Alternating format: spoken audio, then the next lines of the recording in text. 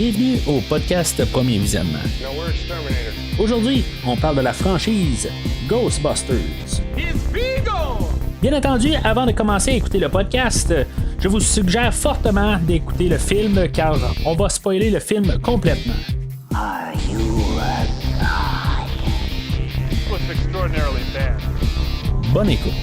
I think he can hear you, Ray. Don't move. It won't hurt you. Bienvenue à New York. Aujourd'hui, on parle de SOS Fantôme, sorti en 2016 et réalisé par Paul Feig, avec Melissa McCarthy, Kristen Wiig, Kate McKinnon, Leslie Jones, Charles Dance, Michael Kenneth Williams et Chris Hemsworth. Je suis Mathieu. Oui, plein de muscles et une douce peau de bébé. Alors, bienvenue dans la franchise des Ghostbusters. Aujourd'hui, on est rendu au fameux reboot de 2016 que je pense que tout le monde adore, qui était vraiment mal reçu à l'époque et que même aujourd'hui, je pense que c'est comme un mot sacré que tu peux pas dire. Là, dans le fond, je parlais de la franchise des Planètes des singes dernièrement où on peut pas dire non aux singes. C'est comme on peut pas dire Ghostbusters 2016 ou reboot à quelqu'un. Là, je veux dire, c'est comme c'est ridicule là, toute cette situation-là d'un côté. Ben, c'est ça. Fait que c'est le film d'aujourd'hui, dans le fond. Là, on va parler de ça en espérant que vous l'avez écouté. Il y a deux versions du film, là, le Extended Cut et la version théâtrale. J'ai écouté les deux versions pour vraiment avoir plus une idée claire. Parce que moi, en bout de ligne, j'arrive avec une idée là, que c'est pas le film là, si pire que ça. Comme tu sais, le film a une mauvaise réputation, puis il y a beaucoup de monde qui l'ont même pas vu le film, puis qui disent c'est pas bon, puis tout ça, puis blablabla. Fait que je vais être là un petit peu pour défendre le film sur certains points. Il y a des affaires que je pourrais vraiment pas défendre le film, mais je vais essayer de la garder le plus honnête possible. Mes pensées ont changé un peu depuis mon visionnement initial, là, mais en tout cas, je vais en parler un peu tantôt. Mais c'est ça. Fait que ça, c'est le film d'aujourd'hui, dans le fond. La semaine passée, on parlait là, de la planète des singes avec dans le fond, on a fait 4 épisodes là, de la planète des singes là, en 2 semaines. Franchise qui est quand même assez chargée. Là, fait que depuis qu'on s'est parlé, là, depuis l'épisode là, de Ghostbusters 2, c'est ça, on a 3 films de planète des singes plus la télésérie. C'est quand même beaucoup de stock dans le fond, puis c'est ce qu'on va continuer aussi là, comme la semaine prochaine, on va reparler là, de son reboot aussi, qui est pas mal aussi, peut-être pas autant mal aimé que le film de Ghostbusters 2016, mais qui est pas mal dans la même genre de catégorie. Fait que ça, c'est ça qu'on va parler là au prochain podcast. Puis après ça, ben, on va continuer. Là, on va se ramasser au 500e épisode du podcast. Fait que peut-être... si maintenant vous avez des mots envoyés au podcast, ben c'est juste le 500e épisode. Là, fait que vous avez un message, quelque chose de même. Mais c'est ça. Fait que pour qu'on se ramasse au film de Ghostbusters 2016, il faut mettre ça par la faute de M. Bill Murray, que lui, dans le fond, à la suite du deuxième film de 89, le succès n'était pas... dans le fond, là, c'était mitigé. C'était un succès, oui. Je veux dire, on a eu une série télé, là, Ghostbusters Extreme. On a eu, éventuellement, un jeu vidéo qui était quasiment, là, dans le fond, le Ghostbusters 3, où tous les acteurs sont revenus là, pour faire le jeu. Les acteurs, là, dans le fond, là, ils continuaient un peu une histoire là, qui était un peu, je pense, pris d'un script là, de Dan Aykroyd qui avait écrit. Puis, dans le fond, là, ça peut servir de Ghostbusters 3, dans le fond, là, si, mettons, là, vous voulez vraiment trouver un Ghostbusters 3 avant Afterlife. Mais pourquoi que je dis que le problème, c'est qu'on a le film d'aujourd'hui à cause de Bill Murray? Ben c'est ça, lui, dans le fond, le succès, il trouvait ça ordinaire un peu d'en revenir dans ce rôle-là. Surtout la manière que le 2 avait été reçu, puis sa carrière, dans le fond, était mieux ailleurs. Fait que, tu sais, je peux pas le plaindre en bout de ligne de pas vouloir retourner à ce rôle-là. Puis, tu sais, dans le fond, il trouvait mieux ailleurs. Puis, en bout de ligne, ben, c'est sûr, éventuellement, il s'est pogné là, avec Harold Ramis. Il se pognait avec beaucoup de personnes, dans le fond. Là, je regardais ça, là, il y a à peu près, là, ben, tu sais, pas tous les rôles, là, mais beaucoup de films qui ont tourné. Il y a toujours une altercation avec certains acteurs. Tu sais, bon, c'est-tu un peu traditionnel pour tout le monde? Ben, pas traditionnel, mais tu sais, habituel, oui, je veux dire, il y a des frictions. Je veux dire, personne ne peut tout le temps s'entendre avec tout le monde. Là, tu sais, je veux dire, c'est juste la nature des choses. Tu peux pas t'entendre avec tout le monde, mais tu sais, avoir des altercations, ça, tu sais, tu peux arriver puis respecter le monde même si tu t'entends pas avec. Là. Ça, c'est toujours l'idée, là, en quelque part. Mais M. Bill Murray a tendance à se pogner avec le monde. Sauf que dans mes recherches, la manière que je voyais ça, c'est M. Ramis qui aurait probablement provoqué là, M. Murray. D'après ce que je peux comprendre. Là, mais tu sais, dans toutes les altercations, je vois que c'est, mettons, contre Chevy Chase, puis plusieurs autres acteurs, ben, tu sais, ils se sont frottés, mais tu sais, c'était un peu la faute de Bill Murray. Mais à part le cas là, de Groundhog Day, ben, c'est Harold Ramis. En tout cas, moi, c'est comme ça que j'ai interprété ça. J'ai essayé de voir un peu là, dans quel sens, mais bon, fait que je sais pas. Je sais pas, je veux pas trop m'avancer là-dessus. Il y a eu un froid, puis dans le fond, lui, de toute façon, Bill Murray, il voulait pas revenir pour Ghostbusters, ça ne l'intéressait pas. Fait qu'éventuellement, mais lui, il y a une part de Ghostbusters, puis même Dan Aykroyd qui écrivait un scénario, puis qui n'intéressait pas Bill Murray. Dan Aykroyd a écrit un scénario, il essaie de rejoindre Bill Murray. Bill Murray ne retourne pas ses appels, il ne veut rien savoir, dans le fond. Fait qu'éventuellement, Sony, je pense qu'ils ont les droits, ben ils disent là, on veut un film, tout simplement. Puis si mettons, Bill Murray ne veut pas embarquer, en bout de ligne, lui, il détient les droits, il a le droit d'embarquer dans le film, puis Dan Aykroyd, il veut pas embarquer si Bill Murray embarque pas. Fait que c'est un peu tout ça ensemble. Fait que éventuellement, Sony dit bon, le monde demande une suite à Ghostbusters. Ils demandent le produit Ghostbusters. Fait que ils ont pondu un produit Ghostbusters. Tout simplement, c'est comme ça qu'on est arrivé à ça. C'est-tu pour les bonnes raisons, les mauvaises raisons, tout ça? Je veux dire, c'est endossé par pas mal les acteurs. Quelque part, ils sont là pas mal tout aujourd'hui, à part M. Moranis et Harold Ramis qui est décédé, là, je pense, en 2014.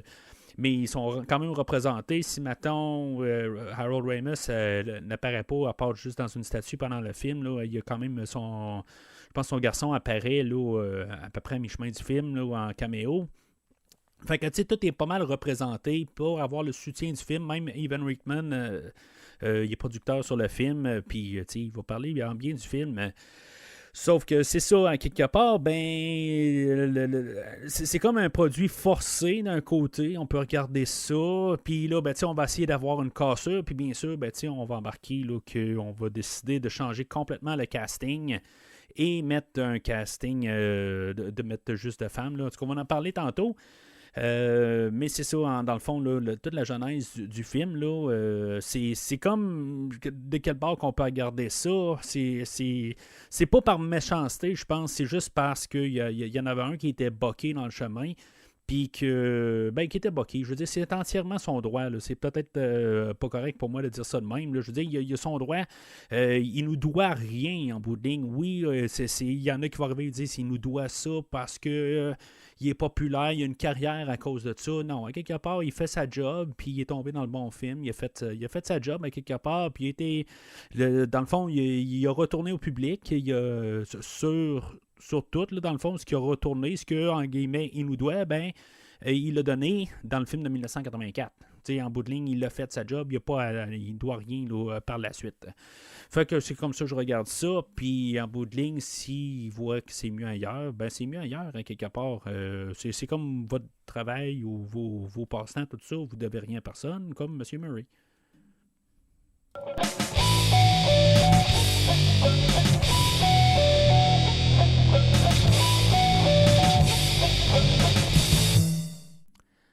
Fait que, selon IMDb, le résumé du film va comme suit. Après une invasion de fantômes à Manhattan, les passionnés du paranormal Aaron Gilbert et Abby Yates l'ingénieur nucléaire Gillian Holtzman et l'employé de métro Patty Tolan s'unissent pour mettre fin à la menace surnaturelle. Fait que, tu sais, dans le fond, aujourd'hui, on fait un reboot, un remake, on twist les choses de bord. Dans le fond, on fait juste mettre ça un peu au goût du jour. On va utiliser un peu quand même des mêmes... on va essayer de repartir un peu vraiment à l'essence de Ghostbusters puis à reconstruire un peu la franchise, mais on va rendre vraiment beaucoup d'hommages aux deux films originaux, là, incluant le film de 89. Là-dedans, il va y avoir beaucoup de petits hommages un peu éparpillés là-dedans.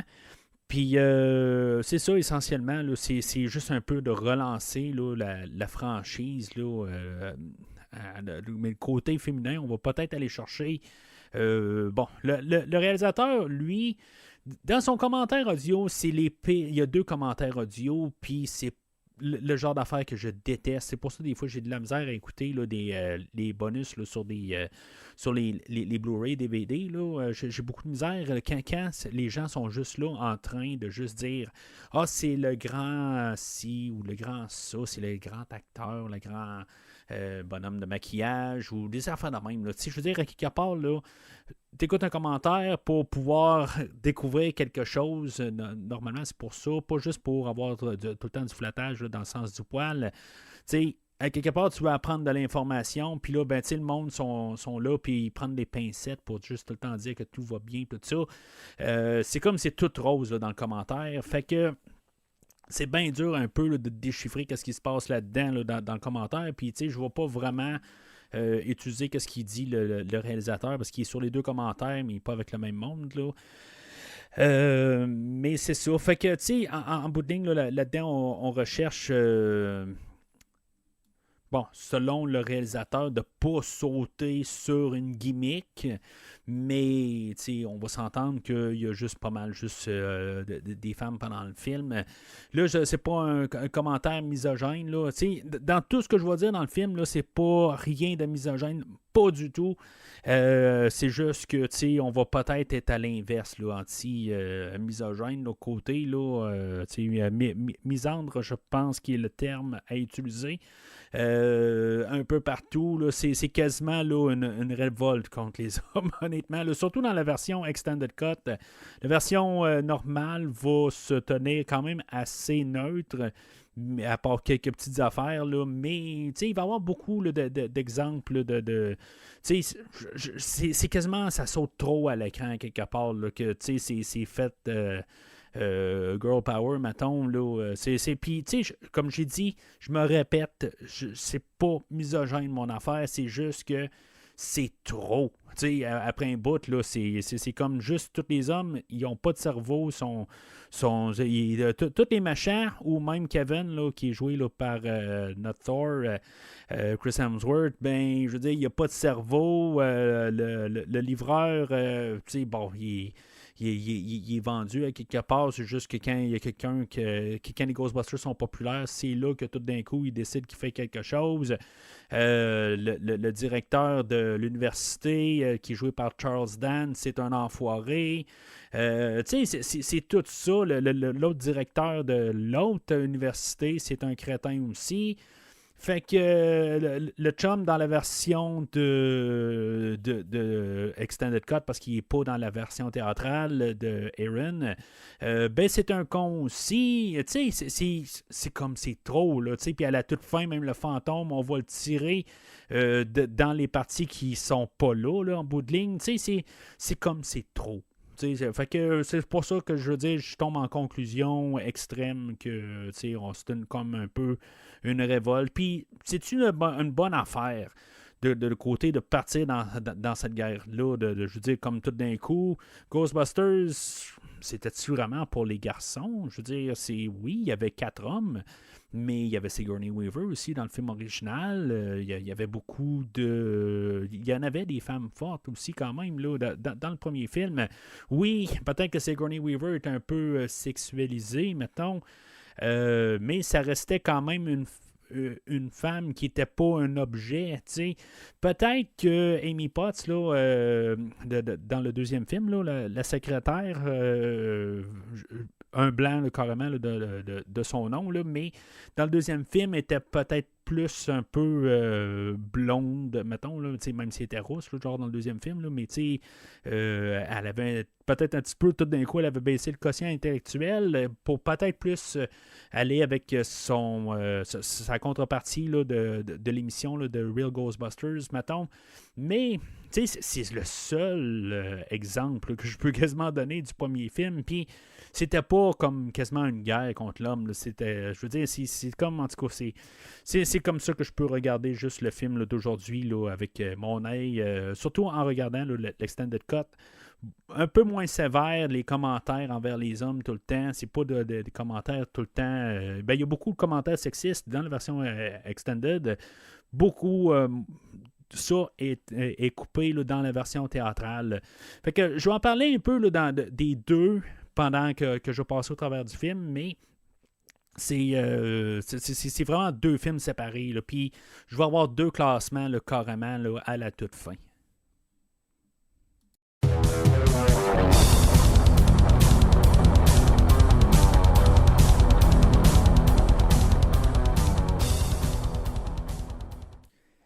Alors, le film, moi, je l'ai vu au cinéma à l'époque.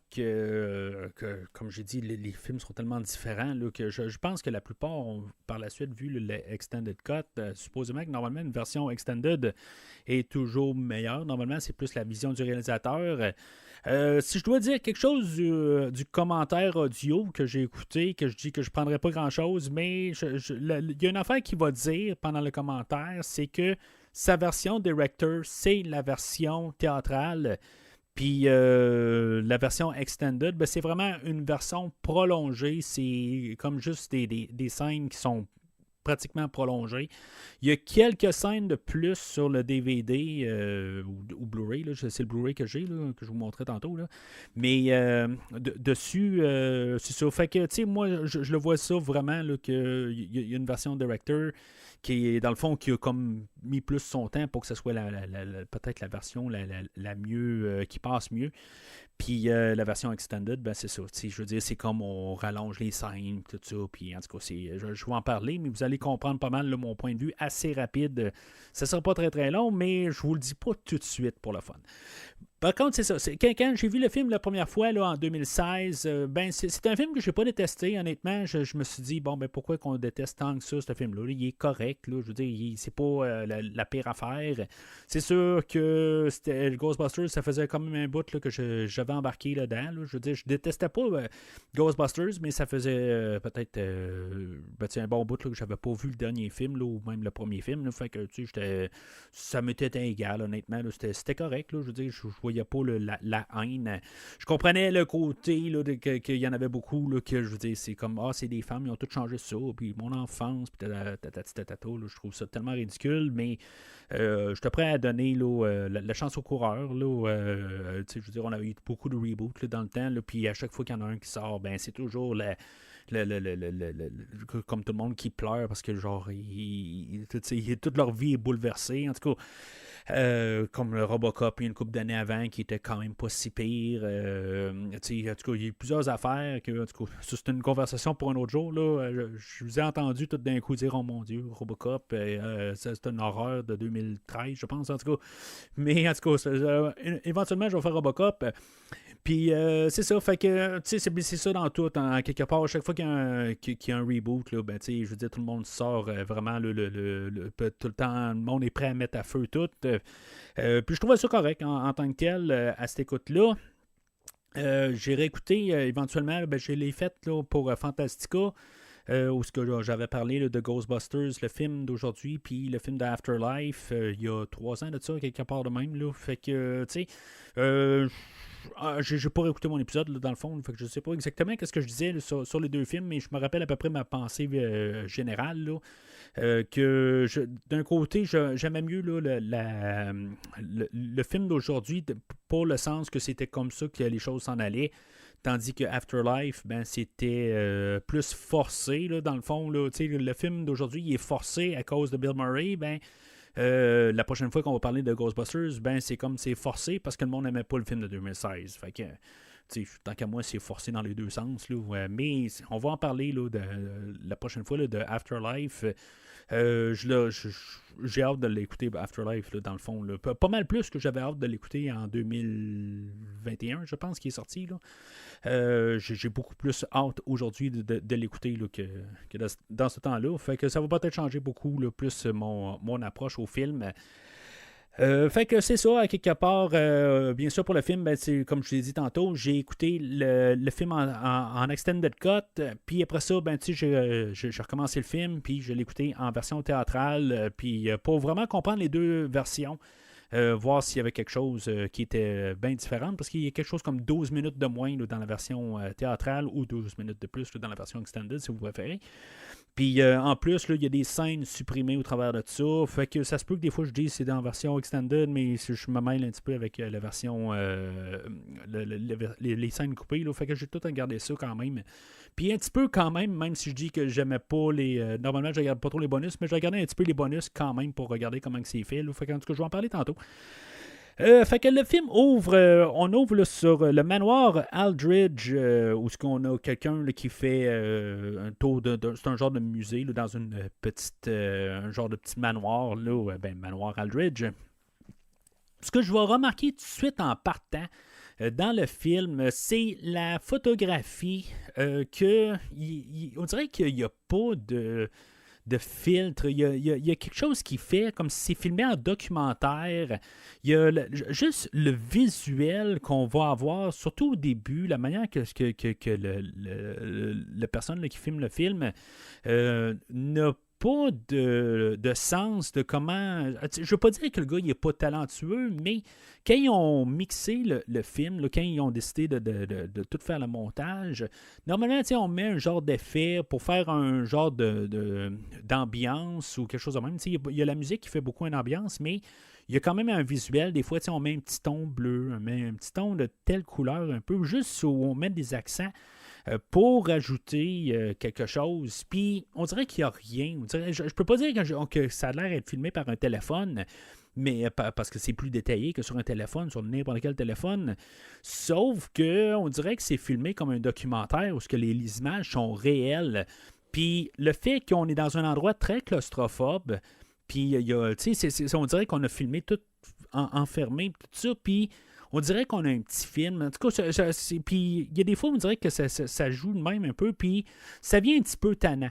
C'est comme si c'est mal filmé. On dirait qu'il n'y avait pas de vision de style pour le visuel. C'est quelque chose qui va me frapper beaucoup dans mon écoute, là, dans les deux écoutes que j'ai eues, puis je trouve ça plate.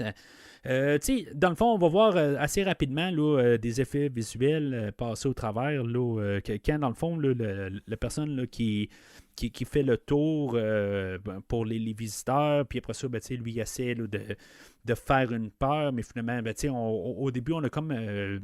on pense qu'il y a une chandelle, puis c'est vraiment hanté, mais que finalement, c'est pas hanté. Là, la chandelle, elle a un petit bras en dessous, puis c'est juste pour faire un peu une gimmick. Mais c'est quelque chose qui va revenir souvent dans le film où ce qu'on pense qu'on s'en va dans une telle direction, puis finalement, on se rend compte que c'est quelque chose d'autre. Tout le temps, quelque chose pour nous envoyer. En tout cas, c'est une genre de gimmick qui devient brûlée assez rapidement. Mais c'est ça, là-dedans, c'est ça, tout dans le visuel où ce que le gars, finalement, là, il introduit là, la fille là, du Sir Aldridge, là, le maître du manoir, qu'elle avait tué toute sa famille, quelque chose de même, puis qu'elle a été enfermée au sol, puis on lui donnait à manger là, par un passe-lettre, puis en tout cas, finalement, elle se manifeste, puis le gars, il se ramasse dans le sous-sol, finalement, puis là, on voit comme toutes les couleurs apparaître là, il y a du slime qu'on voit, puis tout ça, en tout cas, tout le côté, je vais tout de suite y aller là, pour le visuel, là, je vais parler du film au complet en général, là, c'est comme les effets, le CGI n'est pas si mauvais que ça, je veux dire, il est quand même assez bien réussi. Ce qui va me gosser beaucoup, puis les couleurs, tout de suite, c'est un film qui est très vif en fait de couleurs. Normalement, j'aime ça. mais en même temps, c'est tellement vif que, je veux dire, je parlais avec, j'écoutais là, le film avec William, là, mon garçon, puis, tu sais, lui, il avait des émissions quand il était jeune, puis que, tu sais, c'était tout plein de couleurs, c'était tout coloré, c'est le fun pour les enfants, dans le fond, là. Puis, tu sais, je veux dire, visuellement, c'est comme, c'est nourrissant un peu, là. Moi, j'aime bien ça qu'il y ait des couleurs, sauf que ça me dit en même temps que le film est pas vraiment un bas âge, quelque part, là. Puis, tu sais, en voyant là, les blagues passer pendant le film, là, je veux dire, c'est clair qu'on vise peut-être genre 5 ans là, comme moyenne là, pour écouter. Je suis pas sûr pour le langage tout le long, des moralités qu'on doit passer, je suis pas sûr qu'à 5 ans c'est correct, mais bon, dans le film original, on fumait, on faisait toutes sortes d'affaires là, qu'on dirait peut-être qu'il faut pas montrer aux enfants des affaires de même. Là, fait que, bon, je vais y aller sur le même pied là, pour cette affaire-là, là, que, bon, on essaie de forcer un peu la note, mais on ne sait peut-être même pas à qui qu'on veut vraiment envoyer le film. Mais c'est ça. Juste pour finir le visuel, pour le CGI, en général, pour toutes les créatures, les démons, les fantômes, ça va bien. Plus tard, ben, on va avoir des ballons, là, comme toutes on va voir le Bidabom Chamel, dans le fond. Puis ça, je suis pas trop sûr, dans le fond, là, du rendu du Bidabom Chamel, puis de ce qui va remplacer le Bidabom Chamel dans ce film-là. Ben, je suis pas trop sûr là-dessus. Mais pour la globale, tous les effets là, avec les fusils des chasseurs de fantômes, là, je trouve ça correct en tant que tel. Ben, je les trouve bien, puis c'est le fun de les voir dans le fond. Là. Ça, j'ai pas de problème. Puis ce qu'on va jouer avec, c'est que le film est widescreen, puis des fois, ça va sortir du widescreen. C'est assez spécial un peu à voir. Je pense que ça l'aide beaucoup quand on écoute le film en 3D. Ça a l'air à ressortir peut-être plus. C'est pas juste coupé là, par la barre noire du widescreen. Fait que je l'ai pas vu en 3D, mais ça doit être quand même pas pire. Ben, initialement, oui, là, mais je suis pas sûr que ça sortait au cinéma, là, parce que justement, c'était le haut de l'écran. Là. Mais bon, fait que, tu sais, visuellement, ça va bien. Ce que j'aime pas, par contre, c'est la photographie réelle, comme qu'il n'y a pas d'identité, là. Fait que ça se contredit un peu, mais c'est ça. Puis, quand on rajoute des couleurs, tout ça, ça fait amateur. C'est juste ça, ça a de l'air amateur.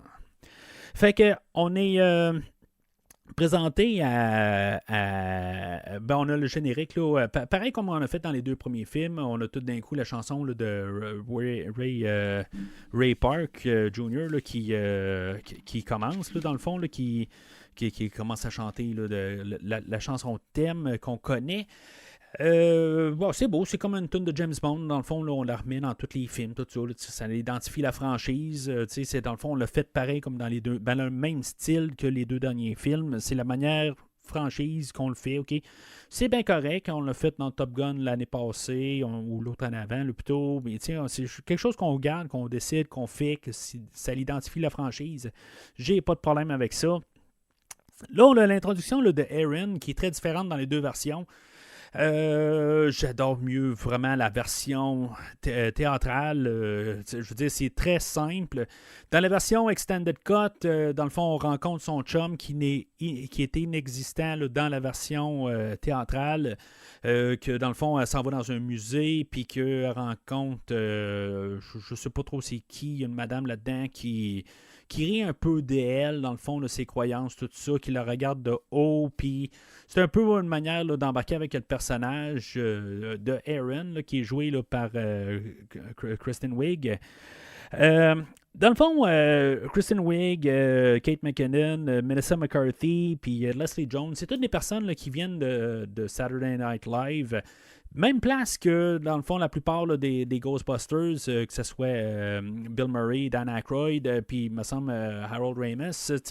Dans le fond, ça vient de pas mal toute la même place. C'est juste à 2 heures différentes, on s'entend, mais on essaie d'aller rechercher le même, le même genre de gens, là, tout simplement, là, pour amener le même genre d'humour. Mais l'humour a changé aussi avec les temps. Fait que, tu sais, je pense qu'on essaie d'aller rechercher quelque chose, puis, tu sais, c'est juste avec les temps, là.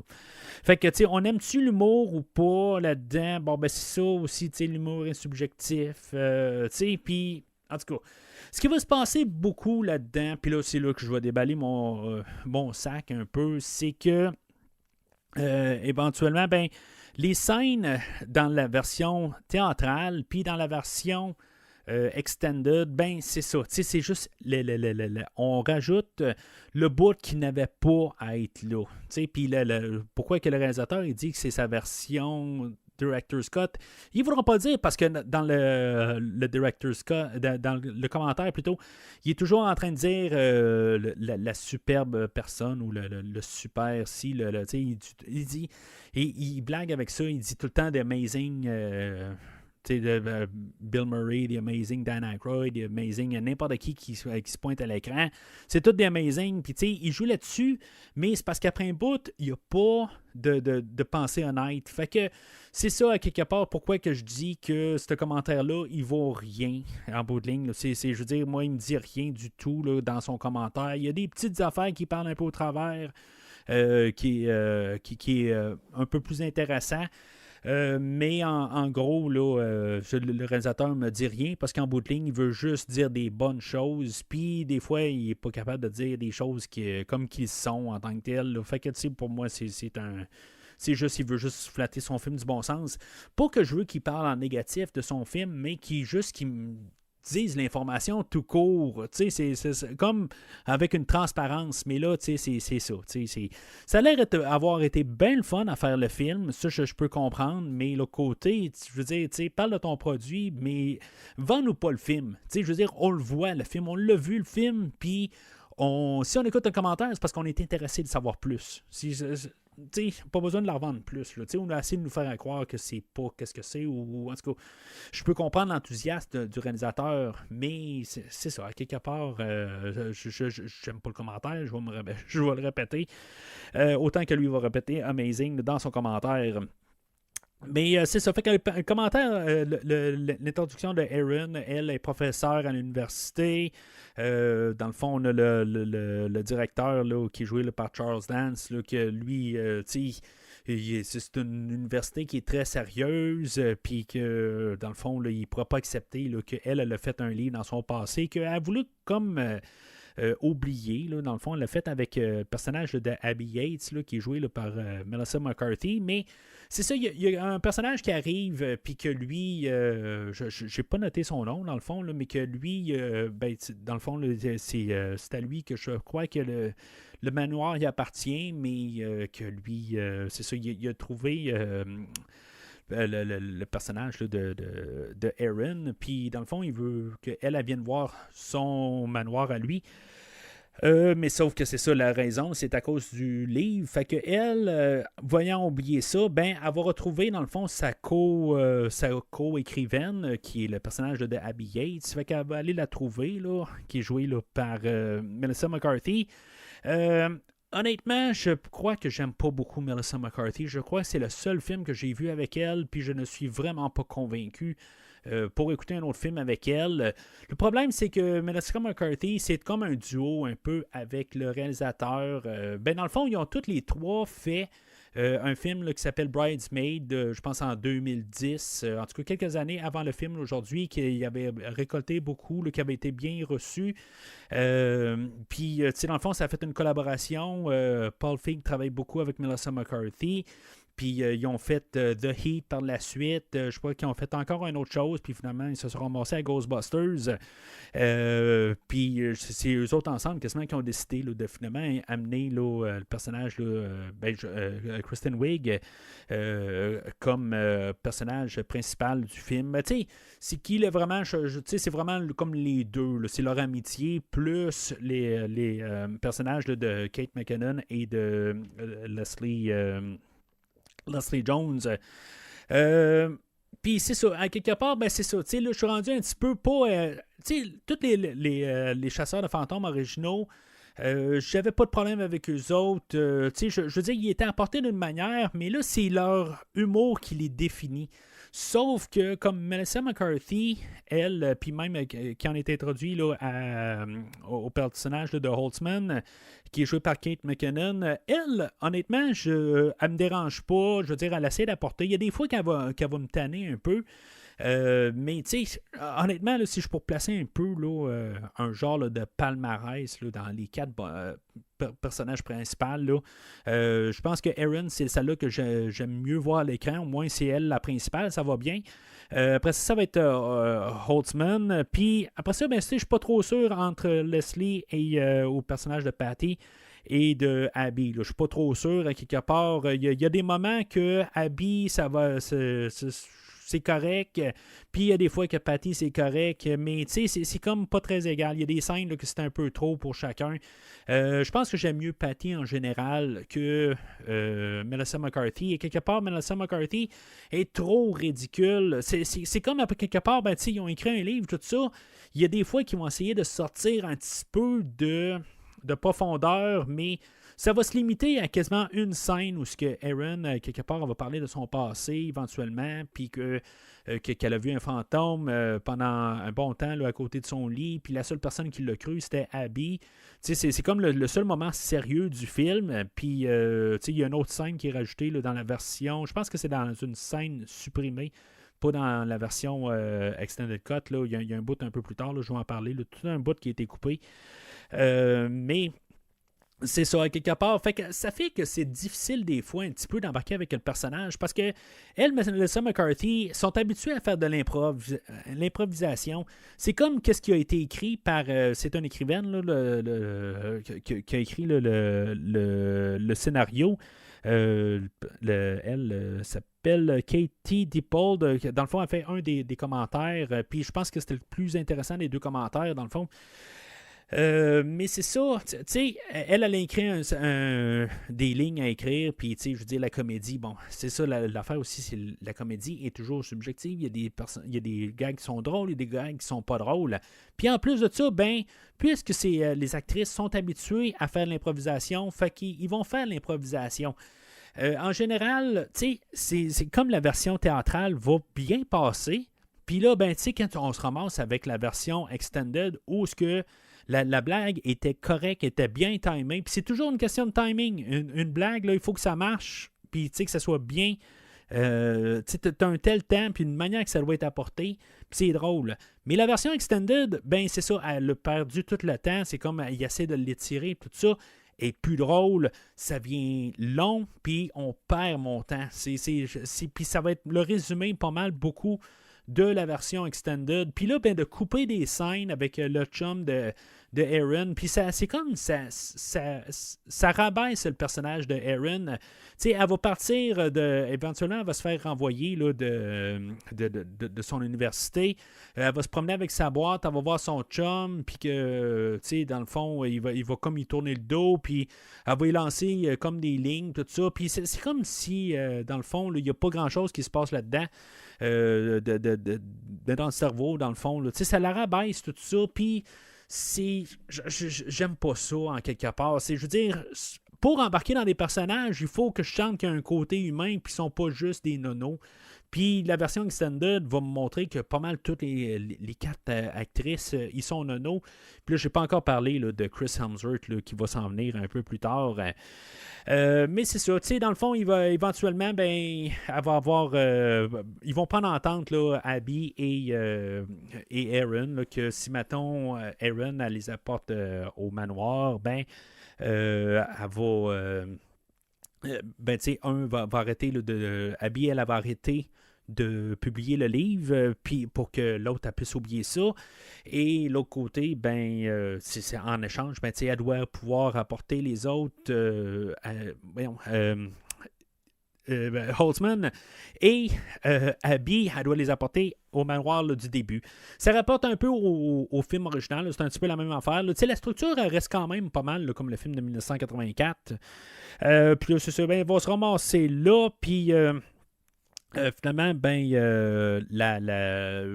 vont voir le fantôme un peu, comme dans le premier film, un peu, là, ça va comme un peu leur envoyer l'idée là, que les fantômes existent. Fait que, dans le fond, suite à ça, là, ils vont voir filmer là, toute leur escapade là, au musée. Ils vont tout avoir filmé ça, puis ça va se ramasser sur YouTube. Finalement, le personnage de Charles Dance, lui, il va voir ça, puis il va mettre Erin dehors. Puis, c'est ça, dans le fond, son chum à elle va le renier là, dans la version extended. Après ça, ben, elle va se ramasser là, à l'université là, de Abby et Holtzman là, dans leur local. Puis, finalement, ben, Abby, elle va répondre, ben, tu sais, nous autres, c'est pas grave, parce que, tu sais, nous autres, à notre université, ben, eux autres, ils endossent ça, des affaires de même, puis finalement, ils vont se ramasser là, en face là, du directeur de cette université-là, puis lui, il va dire, ben là, tu sais, je savais même pas que vous existiez, puis là, finalement, ben, tu sais, moi, je vous mets dehors. Une des seules affaires que j'aimerais vraiment pas là, dans la version théâtrale, qu'on va avoir conservée, c'est la réaction là, du directeur à faire des doigts d'honneur, puis il y a des affaires de même, là, tous des enfantillages, tu sais, c'est le genre d'affaire qui est coupé, qu'on a en profusion, là, on a 12 minutes de plus de ça là, dans la version extended, mais c'est une des seules affaires qui est conservée, qui est vraiment ridicule, là, c'est n'importe quoi, là, dans le fond, là, on a conservé ça dans la version théâtrale, mais je pense qu'on avait comme pas le choix de conserver cette scène-là. Peut-être qu'on l'a coupé un petit peu. Là. J'ai remarqué que des fois, les scènes sont toutes là, mais sont juste raccourcies. Genre, on voit un petit peu l'idée. Elle dure à peu près peut-être 5 secondes, mais dans la version extended, elle dure 1 minute. Là, c'est les 55 secondes de plus, là, ils sont vraiment trop. Là. Mais c'est ça. Fait que toutes les 3 filles se ramassent à la rue. Mais comme dans le film original, ben, ils ont leurs idées. Ils savent qu'ils peuvent faire quelque chose. Ils ont eu là, comme leur collecte là, d'ectoplasme. Ils savent un peu quoi faire avec ça. Fait que ils peuvent partir à leur compte. Pendant ce temps-là, ben, c'est là on trouve le personnage là, de Patty, qu'elle est employée dans un métro. C'est la seule employée qui est là. Puis que finalement, ben, elle est confrontée, là, ben pas confrontée, là, il y a le personnage de Rowan qui, lui, il prend le métro, mais, ben, dans le fond, on pense qu'il prend le métro, mais finalement, là, qui, lui, il va prendre comme un peu le chemin, là, où ce que le train ou les rails, là, puis, elle va trouver ça louche, fait qu'elle va le suivre, mais finalement, ben, elle va trouver un fantôme. Dans le fond, on s'embarque un peu là, avec Kate McKinnon et tout ça. En tout cas, je n'ai parlé tantôt là, de Leslie Jones. Finalement, ben, c'est ça, elle va tomber face à face à un fantôme, puis elle va se sauver de là. Un peu comme Dana Barrett, si on veut. C'est comme si on a mélangé, là, bon, ok, là, il n'y a rien là, de côté race là, que je vais embarquer là-dedans. Mais peut-être qu'on veut faire comme les chasseurs de fantômes original, juste mettre 3 blancs, 1 noir, là, pareil comme dans l'original. Je sais pas si c'est ça exactement, ou si vraiment on a dit qu'on gardait là, 4 personnes, puis ça a tombé de même. Là, du coup, ça, j'embarque pas là-dedans, mais c'est juste que sur papier, ça fait la même affaire. Si on voulait aller chercher la géographie, ben, on a juste vraiment 3 blancs, tout simplement. Là. Mais c'est ça. Fait que d'après moi, on voulait aller chercher la même affaire, mais juste vraiment changer les sexes. Fait que là-dedans, ce que je voulais en venir avec ça, c'est en bout de ligne, c'est un employé de métro, mais c'est ça, en tant que tel, on a comme un peu collé le personnage là, de Winston et de Dana Barrett. On les a comme mélangés ensemble. Dans le fond, c'est elle qui enclenche un peu l'histoire, puis tout ça. Fait que je pense que c'est ça. Dans le fond, il manque un personnage de notre trio, puis c'est elle qui arrive. Dans le fond, le personnage là, de Kate McKinnon, là, Holtzman, elle, c'est ça des affaires un petit peu que je me demande si c'est réel, qu'est-ce qu'il dit là, le personnage, le réalisateur. Lui, dans son commentaire, il dit que la coupe de cheveux de Holtzman, c'est elle, Kate McKinnon, qui a choisi sa coupe de cheveux. Mais en tant que tel, beaucoup de monde, ils disent, là, en tout cas, les fans, là, peut-être que j'ai vu ça aussi dans...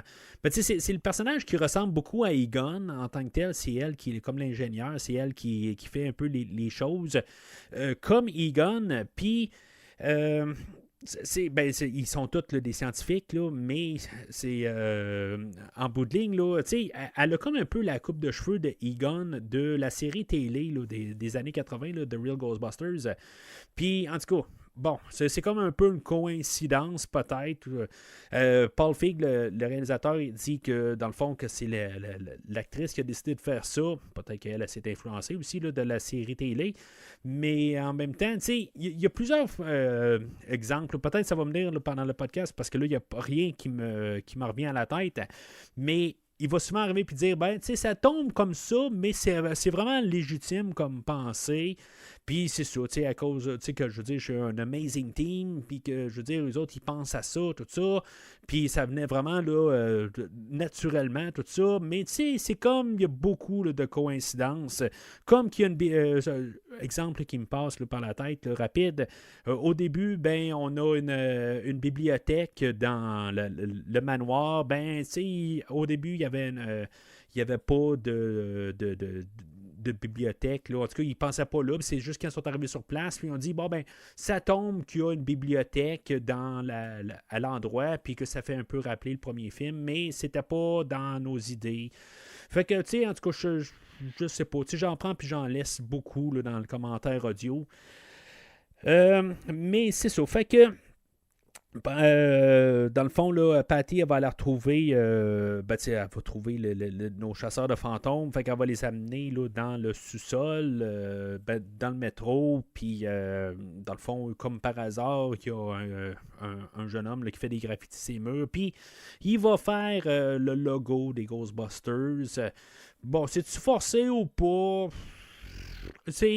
C'est comme un peu, j'y donne la note de passage un peu. C'est comme limite, je trouve ça forcé vraiment beaucoup. C'est un peu là que le Holtzman a l'idée pour leur logo. Ça peut passer un peu, mais c'est un petit peu n'importe quoi. C'est comme ils dessinent, puis là, ben, Patty a dit, hey, mais là, je veux dire, arrête, puis là, l'autre, il continue, puis tu sais, c'est comme, je sais pas, là, à quelque part, là, c'est exagéré, bon, mais c'est quand même, ça passe, là, honnêtement. Là. C'est nono un peu, mais c'est ça passe juste. Finalement, ben c'est ça. C'est là qu'on va utiliser le rayon tracteur pour la première fois. Puis, dans le fond, comment ils vont l'utiliser? C'est un petit peu clunky. Là. C'est un petit peu... ça marche pas très, très bien. On essaie de l'utiliser avec un peu plus de pouvoir. On ajuste un peu le tir, des affaires dans le même. Là. Ça, j'ai trouvé ça le fun un peu. Là, qu'il y a comme un peu un côté réel. On va voir beaucoup de ça dans le film où Holtzman, elle a créé des affaires, mais... c'est pas tout au point, puis on va ajuster, on va essayer des affaires, puis on va travailler beaucoup là-dessus. Ça, je l'apprécie beaucoup. C'est un peu le côté réel. C'est pas comme tout d'un coup, c'est super fonctionnel. Là, pareil comme dans le premier film, là, où la première fois qu'on essaye là, les rayons tracteurs, ben, ça marche tout de suite. Là, ou en tout cas, il y a peut-être un autre terme que j'ai utilisé, mais aujourd'hui, c'est rayons tracteurs. Mais c'est ça. Fait que ils réussissent là, à capturer le fantôme. Non, ils ne capturent pas. Dans le fond, ils réussissent à l'attraper, mais finalement, il y a un train qui passe puis qui va comme dégommer le fantôme. C'est comme un peu, les fantômes, ils sont différents dans le film aujourd'hui. C'est comme ils sont créés là, on va appeler ça de l'électoplasme là, ou du slime. Puis, tu sais, nos personnages vont se ramasser beaucoup là, avec du slime là, dans le film, peut-être à cause que Bill Murray s'est fait ramasser plein de slime dans le premier film, puis dans le deuxième film, c'est les trois autres. Peut-être que c'est ça, mais sinon, tu sais, je veux dire, il y a beaucoup de slime dans le film aujourd'hui. Mais c'est ça, on dirait qu'ils ont comme une force corporelle, les fantômes, ils passent pas au travers des murs, tu sais, je veux dire, ils ont vraiment comme une version physique, puis c'est ça, je veux dire, quand ils se font rentrer dans le mur, ben, ça peut être leur mort, là, c'est quand même assez étrange, là, mais c'est ça, c'est juste pour montrer que le mécanisme est un peu différent.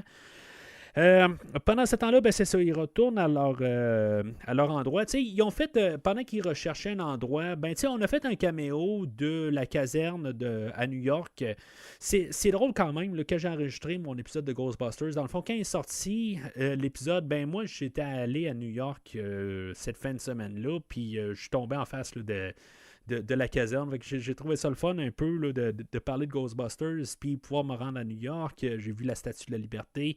J'avais pas grand temps, je partais en croisière dans le fond, puis j'ai pas pu faire bien d'autres visites. J'étais vraiment comme 1 heure à New York là, pour après ça embarquer dans le bateau, mais j'ai passé en face de la caserne. Je voulais aller voir la bibliothèque, mais mon GPS, je sais pas pourquoi, là, je suis pas arrivé à la bonne place. Là, Google Maps était planté. Je sais pas pourquoi je suis arrivé à l'endroit, mais c'était pas le bon endroit, tout simplement. Là, j'ai peut-être mal pris mon information, mais il fallait que je me rende finalement à mon endroit. Fait que il a fallu que j'oublie ça, mais j'ai l'intention de retourner à New York puis essayer de voir d'autres endroits. Là. Peut-être pas juste pour Ghostbusters, mais une couple c'est pas la première fois que je vais à New York, mais juste plus pour voir des affaires, là, c'est la première fois que je voulais arriver un peu en avance, puis juste au moins passer en face de la caserne.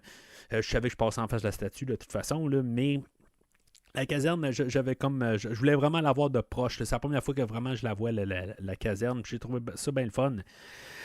Mais c'est ça, en tout cas, revenant à la caserne dans le film, ben. Je sais pas pourquoi. On force un peu des caméos, tout le temps des clins d'œil aux deux premiers films. Puis la caserne, bon, on va avoir étudié l'extérieur, puis généralement, ben, on utilise tout le temps la caserne à Los Angeles pour filmer l'intérieur. Sauf que cette fois-là, ben, on a construit l'intérieur. On n'est pas allé jusqu'à Los Angeles. Là, on a décidé de le construire sur un plateau. La dame qui vend l'immeuble, dans le fond, là, qui loue l'immeuble pour 21 000 $ par mois, c'est Madame Katie Dippold que je parlais tantôt. Là, dans le fond, l'écrivaine du film, là, c'est elle qui fait un genre de caméo. Mais honnêtement, je pense pas qu'on aurait dû avoir cette scène-là. Je comprends qu'ils voulaient nous mettre un peu l'idée de la caserne, vous faire un clin d'œil, mais on est rendu avec beaucoup de clins d'œil. On a fait, même vocalement, on a fait comme allusion d'un côté. Là, je pense que Aaron a dit, bon, il y a des livres ne peuvent pas voler comme qu'un bébé ne peut pas voler. Dans le fond, c'est des clins d'œil aux deux films, là, avec les livres, puis bébé Oscar dans le deuxième film. Peut-être même Gertrude dans le manoir, qui est un peu un clin d'œil à Vigo dans le deuxième film. Puis tout le scénario est basé un peu sur le squelette de ça. C'est basé sur le premier film. Mais visuellement, on va avoir Slimer plus tard, on va avoir Bidabom Chamel, on va avoir énormément de stock, toujours des clins d'œil au film original. Puis le deuxième, beaucoup plus du premier film, mais pourquoi tout mettre tous ces clins d'œil-là? On le sait que qui sont là, puis on va avoir les acteurs aussi. Ils veulent pas, comme je pense, de donner, se dire, bon, ben, on a mis notre clin d'œil, puis c'est tout. Non, mais là, ils vont essayer à toutes les 15 minutes maximum qu'on va avoir une référence directe visuelle au film de 84 au moins. Fait que, c'est comme c'est tout le temps quelque chose qui n'a pas de sens. Des fois, on va juste comme vraiment arrêter le film pour dire comme Ghostbusters, on aime le film de 84. On sait que vous aimez le film de 84. Fait que, on va prendre une pause du film pour quelques secondes. On va se dire, hey, on aime-tu Ghostbusters 84? C'était-tu un bon film? C'était-tu comme le film de 1984, le film de notre enfance? C'était-tu... c'est comme... On peut-tu avoir un film qui se tient tout seul ou qui est le début d'une franchise ou peu importe... faites le film. Là. Je veux dire, lâchez un peu 84. On sait, vous avez fait quelques petits clins d'œil. Avancez. Là, en me montrant la caserne, puis nous l'enlevant après ça, c'est comme juste un peu déstabilisant pour finalement se ramasser en haut là, du restaurant chinois qu'on voit depuis le début, où ce que Melissa McCarthy, elle a commandé là, sa soupe wonton. Puis le livreur, là, Bernie, je pense qu'il s'appelle... qui n'aurait pas tout le temps une soupe juste avec un wonton dedans. Puis, en tout cas, c'est ça. Je veux dire, c'est comme tout le temps. C'est comme un peu le gag de tout le film. Là. Ce gag-là va passer. C'est comme un gag qui revient tout le temps, mais c'est approprié au film. C'est le gag du film, puis c'est correct. Je veux dire, ça, j'ai pas de problème avec ce gag-là. Il est pas nécessairement drôle, mais c'est comme quasiment une de mes parties préférées du film avec le livreur que, tu sais, un bout, il fait sauter sa mobilette, tu sais, puis il est comme là, comment ça vous faites sauter ma mobilette, tout ça. Tu sais, je veux dire, je le trouve drôle parce qu'à quelque part, c'est comme un peu plus créatif. C'est comme quelque chose qui appartient au film. Il essaie pas d'appartir ou nous faire un clin d'œil au film de 1984 ou de 89, mais c'est ça. Fait que on a finalement, ben, ils doivent embaucher quelqu'un pour leur secrétariat, dans le fond, pour répondre au téléphone. Puis c'est là qu'on a notre tort national ou notre tort, en tout cas, tort tout court, qui va se pointer, là, Chris Hemsworth. Je vais essayer de ne pas l'appeler Thor, mais je veux dire, on dirait que je pense tout le temps à Thor. Puis c'est plus facile à dire Thor que dire Chris Hemsworth. En tout cas, fait que je vais dire ça, mais lui, il était là 2 semaines. Dans le fond, il y avait 2 semaines pour l'avoir pour filmer. Supposément que les lunettes qu'il avait, ben, tu sais, à chaque fois qu'il filmait, ça faisait plein de reflets, puis c'était tannant un petit peu. Puis finalement, ils ont dit, on va enlever les. Ça cause un problème. Parce qu'il essaye de garder tout le temps le visuel, de filmer, puis après ça, rajouter. Là. Dans le fond, c'était un petit peu pour faire un peu le meilleur des deux mondes. Puis ça causait un peu des problèmes, tout le temps des réflexions, tout ça, puis peut-être corriger ça par CGI. Ben, dans le fond, c'était juste sauver un peu des sous. Fait qu'ils ont enlevé les verres, puis finalement, ben, dans leur discussion d'improvisation, ben, je pense que c'est Melissa McCarthy, elle arrive, ben, pourquoi que t'as pas de verre là, dans tes lunettes? Puis finalement, ben, ils sont embarqués là-dessus. C'était vraiment improvisé. Ils ne savaient pas si, mettons, Chris Hemsworth aurait pu improviser, mais ça a bien été. Honnêtement, ça vaut pour certains, pour peut-être une scène ou deux, mais je comprends pas pourquoi ils ont engagé ce personnage-là. Mais tu sais, je regarde les 4 filles, je me dis, bon, ben tu sais, il n'y a pas grande activité là, qui se passe un peu là, dans leur dans qu'est-ce qu'ils disent, tout ça. Ça montre qu'ils n'ont peut-être pas un si grand si intellectuel là, quelque part. Ils sont peut-être pas capables de prendre des bonnes décisions. Même s'ils sont capables d'écrire un livre de 500 pages ou 400 quelque chose, je sais pas comment ils ont réussi, à quelque part. Là, je veux dire, l'intelligence artificielle qui l'ont fait écrire, quelque chose de même, je sais pas. Mais ils engagent Kevin, je sais pas pourquoi. À quelque part, on sait que Erin, elle trouve pas mal à son goût. Mais je veux dire, je comprends pas pourquoi qu'ils l'engagent. Ils peuvent l'engager, voir peut-être comment ça va aller dans son premier jour, mais tu sais, à la fin de la première journée, quand il fait absolument rien, surtout que tu n'as peut-être pas grand revenu qui rentre, tu dis, Kevin, tu sais, je suis vraiment désolé, mais je pense que tu n'es pas à ta place. Tu sais, mais ça se fait pas. Ils font pas, je comprends pas. Je veux dire, je comprends que le film, il faut pas penser à ça. Tu sais, je veux dire, ça, je peux comprendre ça. Tu sais, je suis pas nono à quelque part. Ben, en tout cas, je pense. Je veux dire, vous pouvez me le dire. Là, dites-le tout fort, je vous entends pas. Mais, quelque part, ou écrivez-le sur la page. Vous pouvez, je vous donne la permission de me dire que je suis nono. Mais sinon, ils peuvent être les filles, là, ou même Kevin, tout ça, ils ont le droit de faire des blagues. OK? On essaie de faire une comédie, mais le côté, ben, ça leur revient un peu au côté que si, mettons, il faut que j'aille un peu de quelque chose alentour de l'os. Je veux dire, c'est beau. Ils peuvent apporter un charme, tout ça, mais ils n'ont pas de scène pour que je puisse m'attacher à eux autres comme personnages. Là, c'est juste un stockage de plaisanteries qui sont pas drôles. Pour la plupart, il y a des affaires qui passent un peu au travers, là, qui vont me faire sourire un petit peu peut-être. Là. Mais en général, c'est ça. La blague est trop longue que là, je suis comme... Bon, la scène, elle va-tu finir pour qu'au moins j'aille l'autre sketch après, là. Puis ça revient beaucoup avec ça, là, Chris Hemsworth, là, honnêtement, là, c'est bien le fun, là, je l'aime bien généralement, là, Chris Hemsworth, mais pas dans le film aujourd'hui. Honnêtement, là, j'ai de la misère à embarquer parce que justement, il fait partie encore là, de juste on dit n'importe quoi pour penser que c'est peut-être drôle, tout ça, puis je ne comprends pas comment que ce personnage-là existe. Tout ça, tout simplement.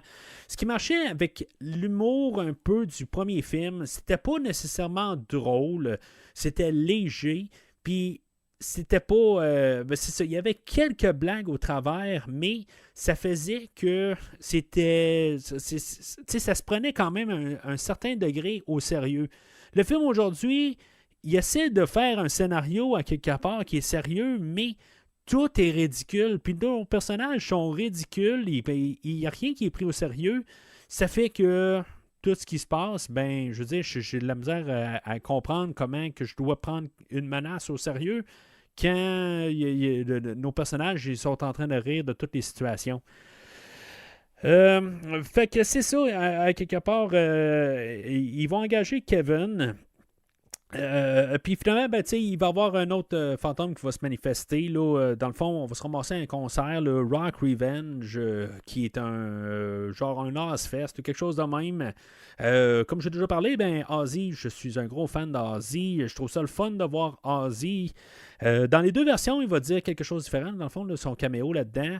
Le réalisateur va arriver, il va dire que lui, ce qu'il va regretter beaucoup dans tout le film, c'est que Ozzy était là sur place pendant qu'il filmait, puis que tout, dans le fond, la foule qui était là pour le concert, pour filmer, là, je veux dire, c'est tous des figurants, là, mais que, à quelque part, ben, de ne pas avoir laissé Ozzy sortir ou de devoir trouver un moyen là, que la foule puisse profiter d'Ozzy, peut-être là, au moins qu'il soit là, tout ça, qui a essayé de se séparer là, pour que, dans le fond, là, pour pas avoir de problème, dans le fond, là, mais en tout cas, juste peut-être pour avoir la conscience tranquille, honnêtement, là, il devait avoir une raison, là, peut-être plus administrative, quelque chose de même, là, pourquoi que Ozzy s'est pas pointé, là, mais puis en même temps, ben, c'est ça, connaissant Ozzy quelque part, puis je retourne en 2016 avec tous les noms qui sont sur les posters, là, je veux dire, c'est tous des noms, je pense, de groupes fictifs, je sais pas s'il y a des groupes qui existent là-dedans,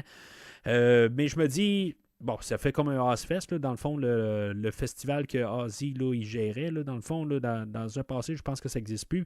Mais honnêtement, dans la petite salle là, qui a peut-être, 2000, 3000 personnes, peut-être, je veux dire, si Ozzy est capable de remplir le Colisée à cette époque-là, je ne sais pas si, mettons, le Centre Bell, on l'avait, là, mais le Centre Vidéotron, si on l'avait.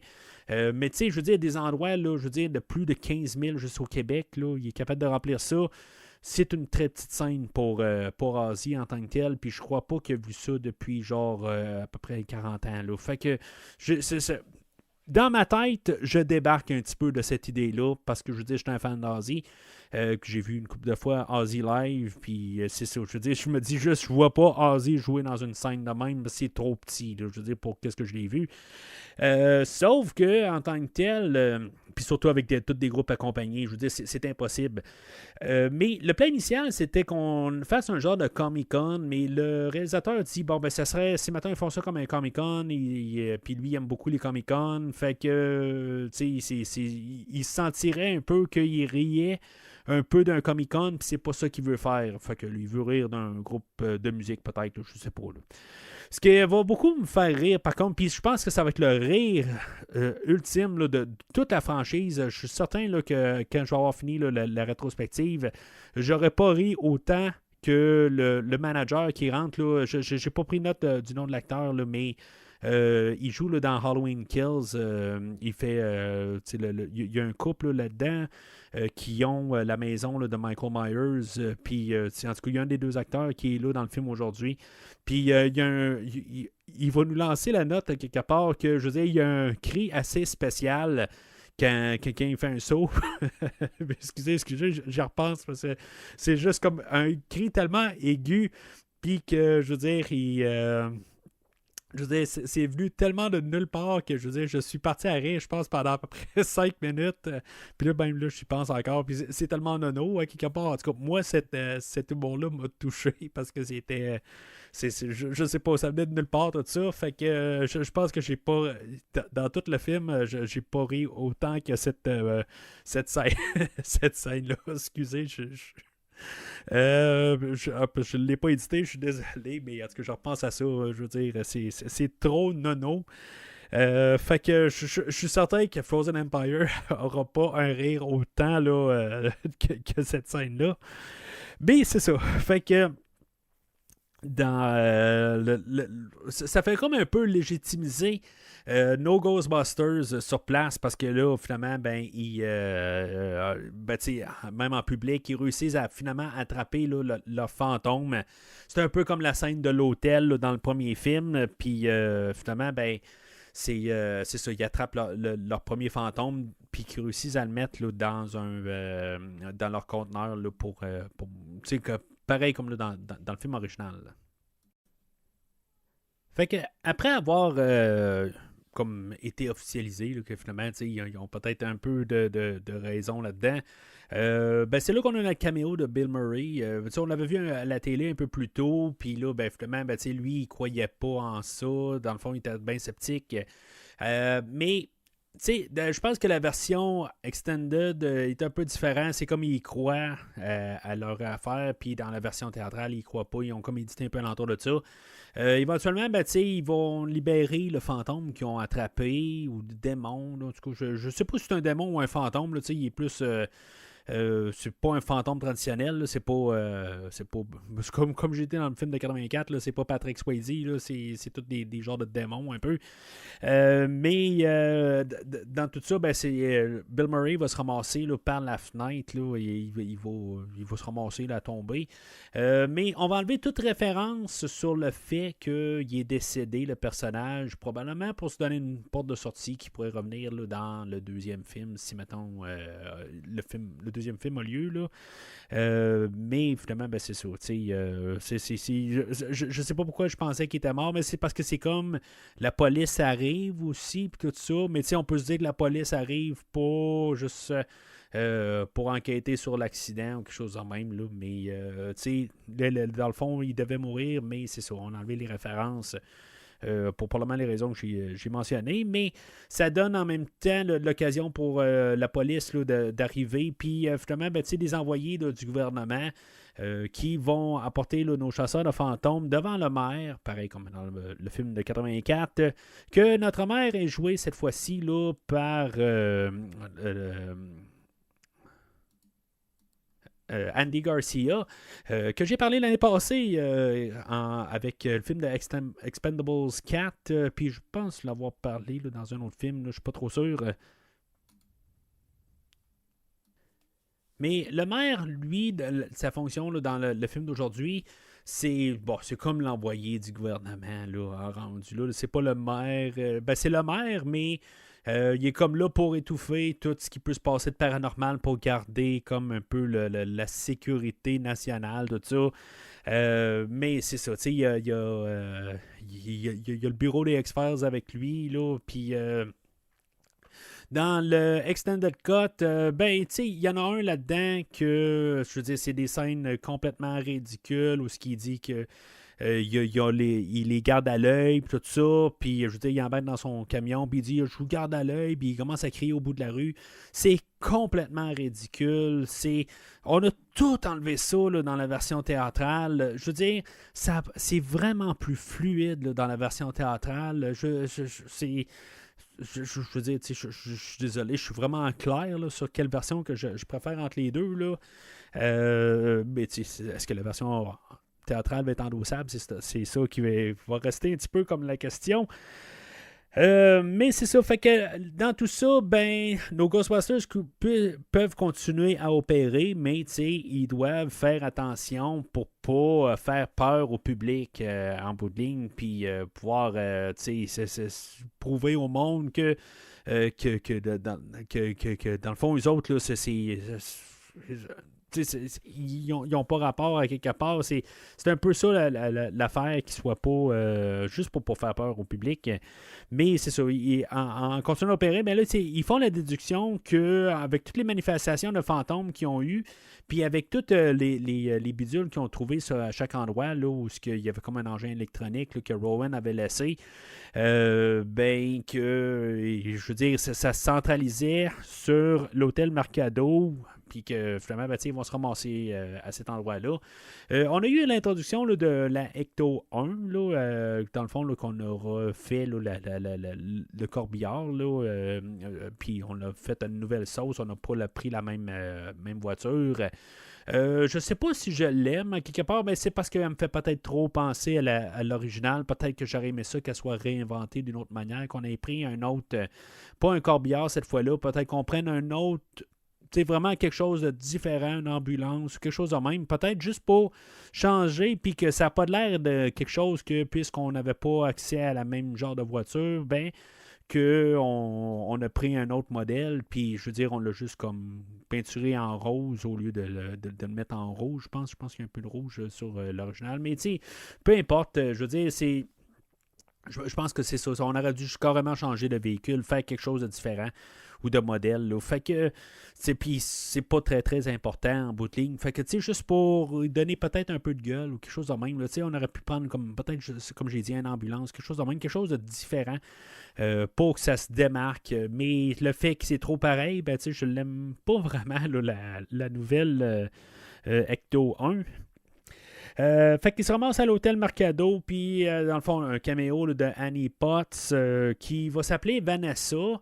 Elle, dans le fond, l'idée là-dedans, c'est qu'elle avait joué dans un film là, avec Mark Hamill. Dans le fond, c'est le film où Mark Hamill s'est blessé au visage avant l'Empire contre-attaque. Film de Corvette, là, je me rappelle pas le nom, là, je pense que c'est Sweet Corvette, quelque chose de même. Là. Puis, dans le fond, elle s'appelait Vanessa dans ce film-là. Fait que c'est pour ça qu'elle s'appelle Vanessa dans le film d'aujourd'hui. Puis, bien sûr, elle répond pareil comme elle a répondu dans le film original. Où genre, qu'est-ce que vous voulez, là, puis ça ressemble à ça. Là. Dans le fond, là, c'est son caméo et son clin d'œil au film de 84.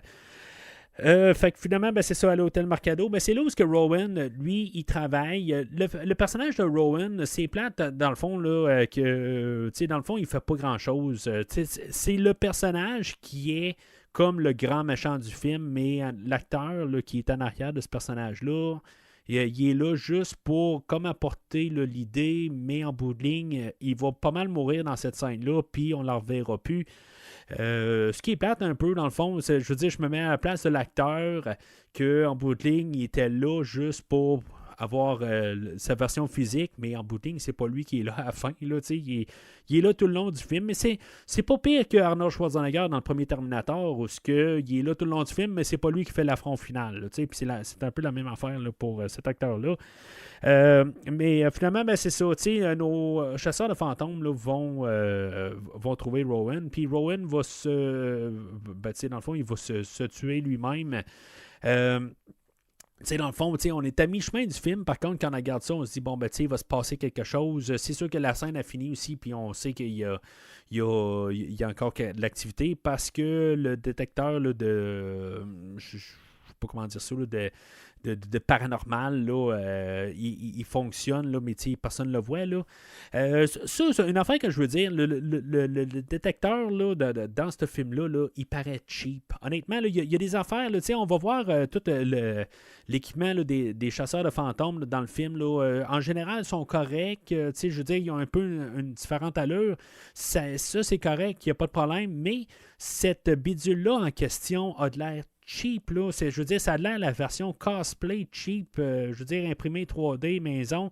Je veux dire, c'est vraiment cheap, là, ou même la version, même pas la version cosplay où quelqu'un a mis de l'amour pour la faire, ça a l'air de la version vraiment jouet là, pour 12 ans et moins. Là. C'est vraiment cheap là, comme affaire. Là. J'aime vraiment pas l'allure là, de ce détecteur-là, contrairement à l'original là, qu'on a pu retrouver là, même dans le film They Live, They Live, excuse.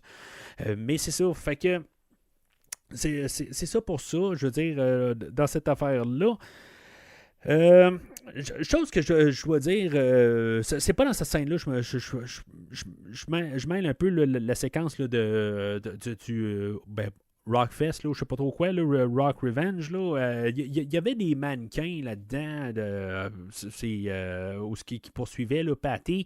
Je pense que c'est les fantômes que j'aime le plus dans tout le film. Une fois qu'ils détruisent là, le mannequin, c'est lui qui se ramasse là, dans la scène là, dans le théâtre, tout ça. Mais les mannequins, est-ce que je les ai vraiment aimés pendant le film? Là, ma fille, là, c'était avec elle que j'avais vu le film original, le film de 2016, plutôt au cinéma.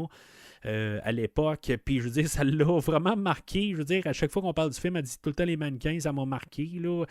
Puis, honnêtement, je pense que c'est probablement le meilleur bout du film, je trouve. Où l'idée originale, les mannequins, ils sont très creepy. À quelque part, on se retourne de bord, ils bougent pas, puis tout d'un coup, ils se mettent à bouger. Puis, je pense que c'est la peur de tout le monde, à quelque part, de voir un mannequin qui bouge. Peut-être pas la peur ultime, mais je trouve que c'est une idée originale qu'ils ont apportée, puis que, je veux dire, c'était très, très efficace. Mais c'est ça, je veux dire, puis c'est utilisé en bonne dose. Je veux dire, c'est à peu près 1 minute, puis ça finit là. Puis c'est ça que des fois j'aimerais que ce film-là, surtout la version extended, comprenne que juste une bonne dose de quelque chose là, paraît très bien.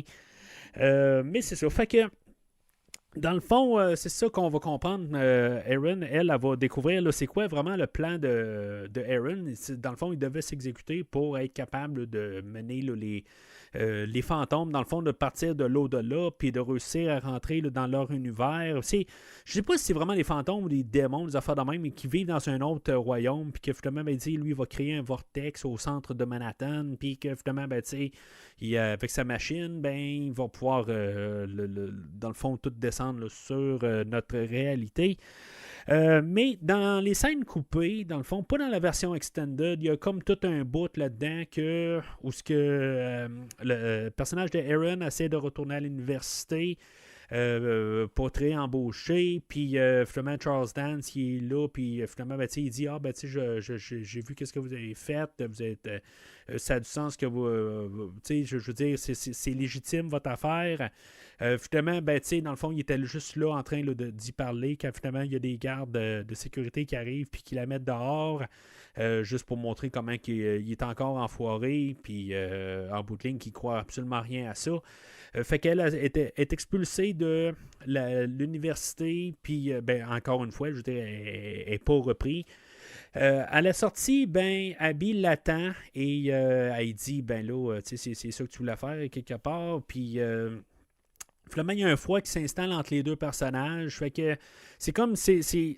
Dans la version théâtrale, ça a l'air bizarre pourquoi que Aaron avait l'air d'être parti. Mais là, cette scène-là, elle nous explique un peu que ils sont partis les deux, chacun de leur côté. Puis, finalement, ça l'amène à la scène là, qu'éventuellement, elle commence un peu à avoir un peu d'un remords parce que là, elle se sent mal là, d'avoir perdu Abby. Puis là, finalement, elle commence à regarder le livre qu'elle a écrit avec elle. Mais elle a le livre de Rowan, puis que finalement, elle regarde au travers, puis finalement, elle tombe sur les notes de Rowan, puis que finalement, elle comprend que lui, il devait se tuer pour réussir à faire son plan.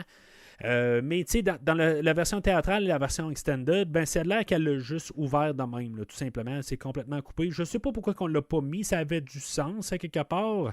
C'est quelque chose qui aurait dû être remis dans le film, c'est cette séquence-là, au lieu de juste rajouter des séquences de parlage et de non-sens et de juste que j'ai hâte que les scènes finissent. Ça aurait dû être ajouté. Je veux dire, c'est rendu là 12 minutes ou 13 minutes de plus. Ça change pas grand-chose, mais ça aurait rajouté un peu de profondeur, un peu au personnage, puis que, je veux dire, je puisse un peu plus sympathiser avec Aaron, puis de Abby, dans le fond, de leur amitié, que je veux dire, que je puisse embarquer plus. Ça aurait donné quelque chose, mais, je veux dire, on a décidé que c'est pas ça qu'on veut remettre dans le film, on veut juste mettre de l'improvisation en tant que telle, là, que moi, j'adhère pas du tout. Là. Fait que pendant ce temps-là, Abby, elle va se faire attaquer là, par le fantôme là, de Rowan. Elle va se faire carrément posséder. C'est un petit peu, dans les versions 5 coupées, là, c'est un petit peu élaboré. Ou dans la version extended, j'aime quand même que c'est peut-être la seule scène que j'aime le plus dans l'extended, c'est que finalement, elle regarde dans l'évier, puis le fantôme, il saute au visage. Un petit peu comme dans The Blob là, de 88, que j'ai parlé là, sur Terreur sur le pod, là, ou plus sur Rétro Terreur avec Serge et Steven. Mais Puis là, après ça, ben, le slime, il commence à écouler de pas mal tous les orifices. Là. C'est quand même une scène assez troublante. Là. Je veux dire, ça y sort des oreilles, puis des narines, tout ça. Ça y sort de partout. C'est très dégueulasse. Elle vomit partout, tout ça.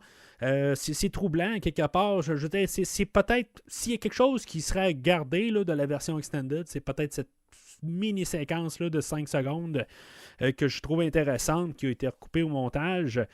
Mais finalement, ben, c'est ça, elle est possédée. Puis finalement, ben, il reste Holtzman et Patty qui sont là dans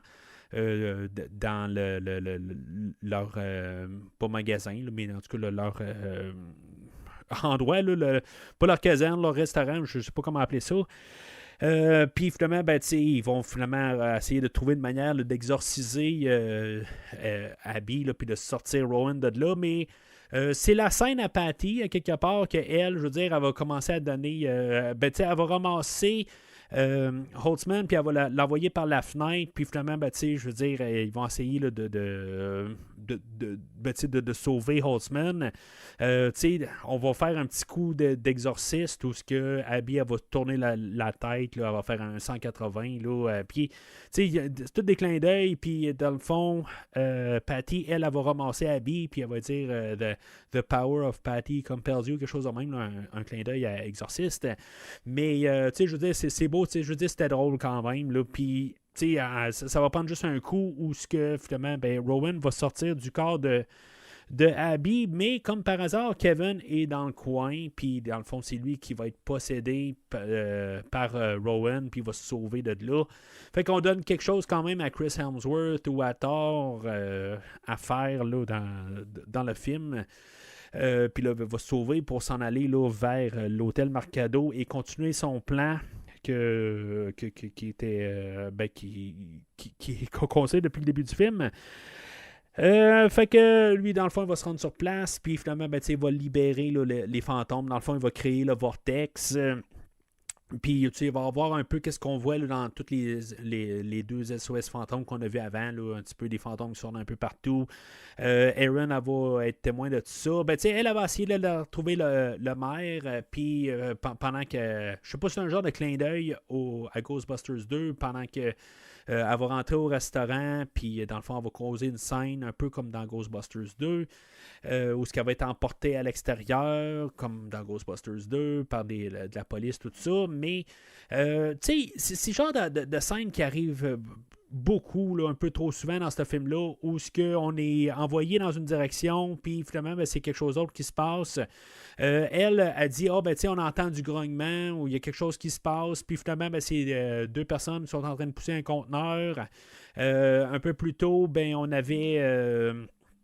rapide de même, là. Je veux dire, on pensait à quelque chose, puis finalement, il se passait carrément autre chose. Je pense que c'est quand on a l'introduction là, de quand Patty, elle décide qu'elle-même, elle décide d'embarquer dans l'équipe des Ghostbusters, même si elle dit moi, je veux devenir un Ghostbusters avec vous autres, mais au moins, je vais vous apporter une voiture. Mais tu sais, est assis à côté d'eux autres depuis le début, là, tu sais, je veux dire, c'est quoi l'affaire, là, tu l'as pas vu qui était là, tu sais, c'est comme tout le temps un peu nous rediriger, un peu au début aussi, là, avec le propriétaire du manoir qui était juste à côté, mais que le gars du début, là, je pense qu'il s'appelait Garrett, lui, il dit, tu sais, lui, je sais pas de qui vous parlez, puis là, le monsieur arrive, il dit, c'était le monsieur Junior, tout ça, tu sais, je veux dire, c'est un peu ridicule, mais c'est tout genre de côté où ce qu'on nous envoie dans une direction, on se dit, attends un peu, là, il me semble que ça n'a pas rapport à ce que tu me dis là, puis finalement, on a une révélation un peu qu'il y a quelqu'un à côté ou quelque chose de même, que c'est pas qu'est-ce qu'on pense, tout ça, mais on joue avec ça un petit peu trop souvent dans le film, puis ça arrive à quelques autres fois aussi, là, ça va arriver un peu plus tard dans le film, dans la version Extended Cut, où ce qu'on va avoir éventuellement nos Ghostbusters vont se ramasser en face là, de Thor, là, de Kevin, puis il y a un cinquième gars à côté d'eux autres, puis que lui, dans le fond, c'était un usager de l'hôtel, puis qu'il était descendu pour se ramasser de l'eau, quelque chose de même. Là. Je veux dire, ça n'a comme pas rapport, puis c'est coupé là, dans la version théâtrale, puis je suis tellement content que c'est coupé dans la version théâtrale. Là, je veux dire, c'était complètement ridicule. C'est le genre de gag que je suis tanné d'avoir rendu à la fin du film. Mais avant de se ramasser à cette scène-là, il y a quand même une couple de scènes là, avec nos chasseurs de fantômes. Nos chasseurs de fantômes, ben, c'est ça, sont confrontés là, à des ballons là, des années 1920. Je ne sais pas pourquoi on a choisi là, des ballons de 1920, là, cette atmosphère-là. Mais c'est ça qu'on voit. Puis bien sûr, on a notre caméo là, du Bidabom Chamel qui est complètement horrible, là, honnêtement. Là, je veux dire, le CGI n'est pas terminé là-dessus. Mais tu sais, on essaie de montrer que c'est une ballon aussi. Fait que tu sais, dans le fond, il n'est pas super supposé d'être réussi, mais il n'a pas l'air d'une balloune. Il a l'air de vraiment quelque chose de vraiment étrange. C'est comme une balloune fantôme et tout ça. Fait que, tu sais, peut-être que ça peut passer le CGI rendu à cette étape-là. Là. Je veux dire, peut-être que ça peut passer. Le gros fantôme, à la fin, je ne suis pas sûr qu'il peut passer pour ça, parce que lui, il se peut être un petit peu plus réel, mais peut-être que le Bidabom Chamel peut passer, justement, parce que c'est un fantôme balloon. En tout cas, c'est vraiment étrange, là, mais c'est ça. Je pense que ça peut passer comme effet visuel raté. Là. Mais c'est là que, c'est ça, Aaron elle va se joindre aux trois autres. Puis c'est pourquoi que, tu sais, je veux dire, on dirait qu'il y a quelque chose qui est coupé dans la version théâtrale ou la version extended, mais c'est pour ça qu'il faut écouter les versions, les scènes coupées pour comprendre pourquoi que Aaron est comme distant d'eux autres. Même si c'est comme expliqué un peu, mais tu sais, en tout cas, d'une manière, on peut se dire qu'il était juste pas là, mais tu sais, c'est pourquoi que les retrouvailles ont l'air d'être plus importantes à cet endroit-là. Ça l'aide beaucoup, les scènes supprimées. Je répète, supprimées, tu sais, qui est dû être là. Je comprends pas, là, mais bon. Fait que, dans le fond, eux autres s'avancent là, vers l'hôtel Mercado, puis dans le fond, là, Thor leur envoie là, toutes sortes de fantômes là, pour les arrêter. Dans la version extended, dans le fond, toute la police de la ville, il va les faire danser là, sur une chanson des Bee Gees. Puis, tu sais, c'est pas là dans la version théâtrale. Honnêtement, ça me dérange pas trop. Tu sais, je veux dire, ça peut être là dans l'extended, ça peut, je veux dire, c'est complètement égal rendu là. Dans le générique de fin, dans le fond, on a décidé de les réincorporer dans le film. On a trouvé une manière, dans le fond, là, de les réincorporer là, juste dans le générique, tout ça. Puis, c'est ça, dans la version extended, on l'a là, sans effet visuel, là, mais c'est ça, c'est un petit peu l'air. Tu sais, le réalisateur, il dit là, dans les commentaires, c'est ça qui est le fun aussi dans l'air aujourd'hui, c'est que même si tu as coupé quelque chose, tu peux le remettre en version extended, tu peux ou les rajouter dans les scènes supprimées, tout ça, c'est jamais perdu dans le néant, comme que ça l'était, là. Même dans le film de 84, là, je veux dire, quand tu le coupes, normalement, je veux dire, il n'y a pas de VHS qui sort avec des suppléments, des affaires de même. C'est comme c'est perdu à tout jamais, là, en tout cas pour la mentalité du temps. Puis aujourd'hui, ben, on peut toujours trouver une manière de ramener là, quand même des choses qui ont été filmées. Fait que c'est moins crève-cœur pour les réalisateurs, puis ça, je peux comprendre. Mais des fois aussi, il y a une différence entre des choses qu'on doit couper parce qu'on doit les couper parce qu'ils n'ont pas rapport là, puis que, je veux dire, ils rabaissent le produit, ou des affaires que, je veux dire, qui peuvent augmenter le produit, mais pour une certaine raison, ou quelque chose de même, mais que juste pour une question de rythme, des affaires de même qui ont été coupées, mais qu'on peut trouver une manière de les ramener, là, mais en tout cas. Je pense que je me répète un peu là-dessus. Fait que je vais lâcher là, je vais lâcher ça. Mais en tout cas, c'est ça.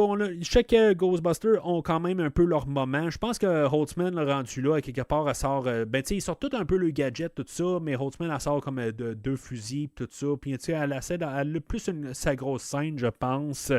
Je pense que c'est la scène que j'aime le plus. En tout cas, je trouve que c'est peut-être le Ghostbuster qui est un petit peu plus badass que les autres, surtout dans ces scènes-là.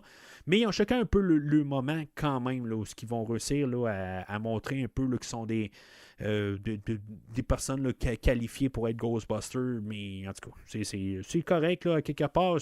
J'aime quand même ces scènes-là, honnêtement. Là. Le visuel et tout ça, j'en ai un peu rien à foutre du CGI. Dans le moment du film, oui, le Bidabom que je n'aimais pas trop, mais je suis quand même capable d'apprécier le moment. T'sais, honnêtement, en ce moment-là, dans le film, j'ai pas de problème. Honnêtement, je m'amuse à voir ces scènes-là.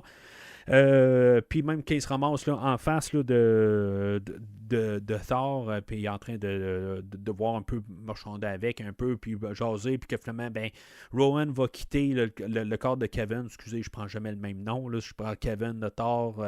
Des fois, je dis Thor, des fois, je dis Thor. En tout cas, tout dépendant comment je dis le TH, tout ça. Ou Chris Hemsworth, désolé, je suis pas. C'est juste une question de fluidité, de pas m'attarder là-dessus, puis perdre mon idée. Mais c'est ça, fait qu'éventuellement, il va lâcher le corps de Kevin, puis finalement, ben, Rowan, il va faire un peu comme Gozer dans le premier film. Ben, il va dire choisissez la face de votre destructeur, et finalement, il dit pas ça exactement de même, mais je trouvais ça intéressant, dans le fond, de devenir le fantôme des Ghostbusters. Je trouve ça vraiment le fun comme idée. Je trouve ça original. Que finalement il va se transformer. C'est comme le Bidabom Chamel, mais qui va finalement être le fantôme là, du logo. Que finalement ils vont devoir détruire, mais en bout de ligne, ils vont devoir détruire le Vortex. Dans la version Extended, on va avoir gardé l'idée là, de croiser les flux, puis que ça ne marchera pas plus. Dans la version théâtrale, on va avoir coupé ça. Honnêtement, je trouve ça une bonne idée quasiment de couper ça, parce qu'il y a tellement de références au premier film que c'était non nécessaire. Je trouve ça intéressant, par contre, que ça ne marche pas, mais c'est ça. Je veux dire, il aurait pu le mettre. C'est pas plus grave que ça mais il y a tellement trop de références qu'il l'ait coupé. C'est égal comme idée, là. Finalement, c'est ça. Slimer, lui, on a eu son introduction. On avait peut-être pensé de faire une manière là, de comme faire un genre de prequel, une manière là, que Slimer devienne Slimer, qu'il ait des jambes, mais qu'on y tire dessus, finalement, qu'il perd ses jambes puis qu'il devienne le Slimer qu'on connaît. Dans le fond, il y a deux Slimers. Là. Dans le fond, Slimer se ramasse une Slimeuse. Puis dans le fond, il vole Ecto. Puis on le voit en train de se promener avec l'Ecto un peu partout là, pendant toute la scène finale. Puis la Slimeuse, dans le fond, c'est la personne, c'est calqué sur la personne ou la voix. Là, c'est la personne qui faisait Slimer dans le deuxième film, dans le fond. Là, fait que c'était comme un peu juste un genre de retrouvaille là-dessus. Là. C'est un hommage, dans le fond, là, d'une manière, mais c'est sans pouvoir en prendre un acteur là, qui ne paraissait pas. Mais quand on le sait, c'est le fun quand même de savoir que Slimer, dans le deuxième, est revenu d'une manière. Mais c'est ça, fait que Slimer se ramasse, il réussit à envoyer la Ecto dans le vortex, parce que là, on apprend qu'il y a genre toutes sortes d'engins nucléaires sur la Ecto, puis finalement, si on envoie la Ecto dans le vortex, mais on peut faire tout sauter. Fait que, on va l'envoyer, puis dans le fond, le fantôme, lui, il s'accroche à des édifices, puis, c'est ça, un peu comme je dis, là, le côté, là, on va tirer, dans le fond, parce que lui, il s'en retient, pour trouver une manière, là, on va y tirer dessus, mais on va y tirer entre les deux jambes, au lieu d'y tirer en plein visage, quelque chose de même pour qu'il lâche prise. Il va se ramasser dans le vortex, mais il va réussir à attraper Abby, puis c'est ça, ça aurait plus de profondeur si on aurait on embarquait plus avec l'amitié, comme qu'on aurait gardé un peu les scènes supprimées, mais qu'on a décidé de ne pas couper les scènes supprimées, fait que ces scènes-là n'ont pas vraiment de valeur. Je veux dire, si on se rapporte au début du film, mais c'est tellement loin le début du film, puis tout le long du film, là, je veux dire, la relation elle change pas, il n'y a pas de rien qui se passe, fait que, honnêtement, là, je comprends le côté que Erin va sauter dans le vortex pour essayer d'attraper Abby parce que c'est son amie, puis qu'elle veut pas comme la perdre une deuxième fois, des affaires de même. Mais je veux dire, ça aurait plus d'impact quand même, là, suite à la scène qui a été supprimée là, au milieu. Fait que finalement, elle va réussir à aller chercher Abby, puis finalement, elle a été accrochée, puis c'est les deux autres filles qui vont réussir à les ramener là, dans le monde réel. Fait qu'ils vont sauver la ville rendu là. Ça va pas le terminer là, en bout de ligne. Puis, dans le fond, ils doivent continuer à toujours garder le secret pour éviter les scandales. Puis, par contre, ils vont vraiment être endossés par le gouvernement que, finalement, il va avoir des subventions. Puis que, finalement, ils vont pouvoir aller prendre la caserne de pompiers. Puis c'est là qu'on va savoir que la personne qui prêtait le corbillard, ben, tu sais, dans le fond, c'était l'oncle à Patty qui était joué là, par Ernie Hudson, là, Winston, dans les 2 films originaux. Puis c'est ça termine là pour le film, mais il y a plein de scènes là, dans le générique, je veux dire jusqu'à la fin, là, il y a une scène où finalement, ben, Abby elle a sa soupe wonton, mais juste des wontons, c'est comme carrément extrême. Il y a Kevin que lui, il commence à répondre au téléphone, puis un peu là, essayer de parler plus sérieusement, mais je veux dire, c'est un petit peu de ridicule. Tu sais, ils disent... ben, je pense qu'on lui couperait le téléphone puis il s'en rendrait même pas compte. Mais ça ne servirait à rien rendu là. Je veux dire, tu l'avais là pourquoi? Là, juste par logique. Je sais que je pose trop de questions en tant que tel. J'ai pas à poser ces questions-là s'ils veulent pas qu'on pose ces questions-là. Mais malheureusement, je veux dire, je peux pas comprendre pourquoi on a quelqu'un qui est là pour répondre au téléphone, mais je veux dire, tu l'engages pourquoi? Je veux dire, tu veux juste pas qu'il soit planté là, tout simplement. Là, si tu veux avoir une sécurité, engage un gros bras, tout ça, mais en tout cas, ça a l'air que c'est beau, on sait qu'il est plein de muscles et qu'il y a une peau de bébé, là, mais je veux dire, engagez-le pour être un garde du corps, pour être sûr que il n'y a pas quelqu'un qui rentre là puis qui fasse faire je sais pas pour telle raison, je sais pas trop quoi. Mais mettez-le pas pour répondre au téléphone si maintenant il n'est pas capable de le faire.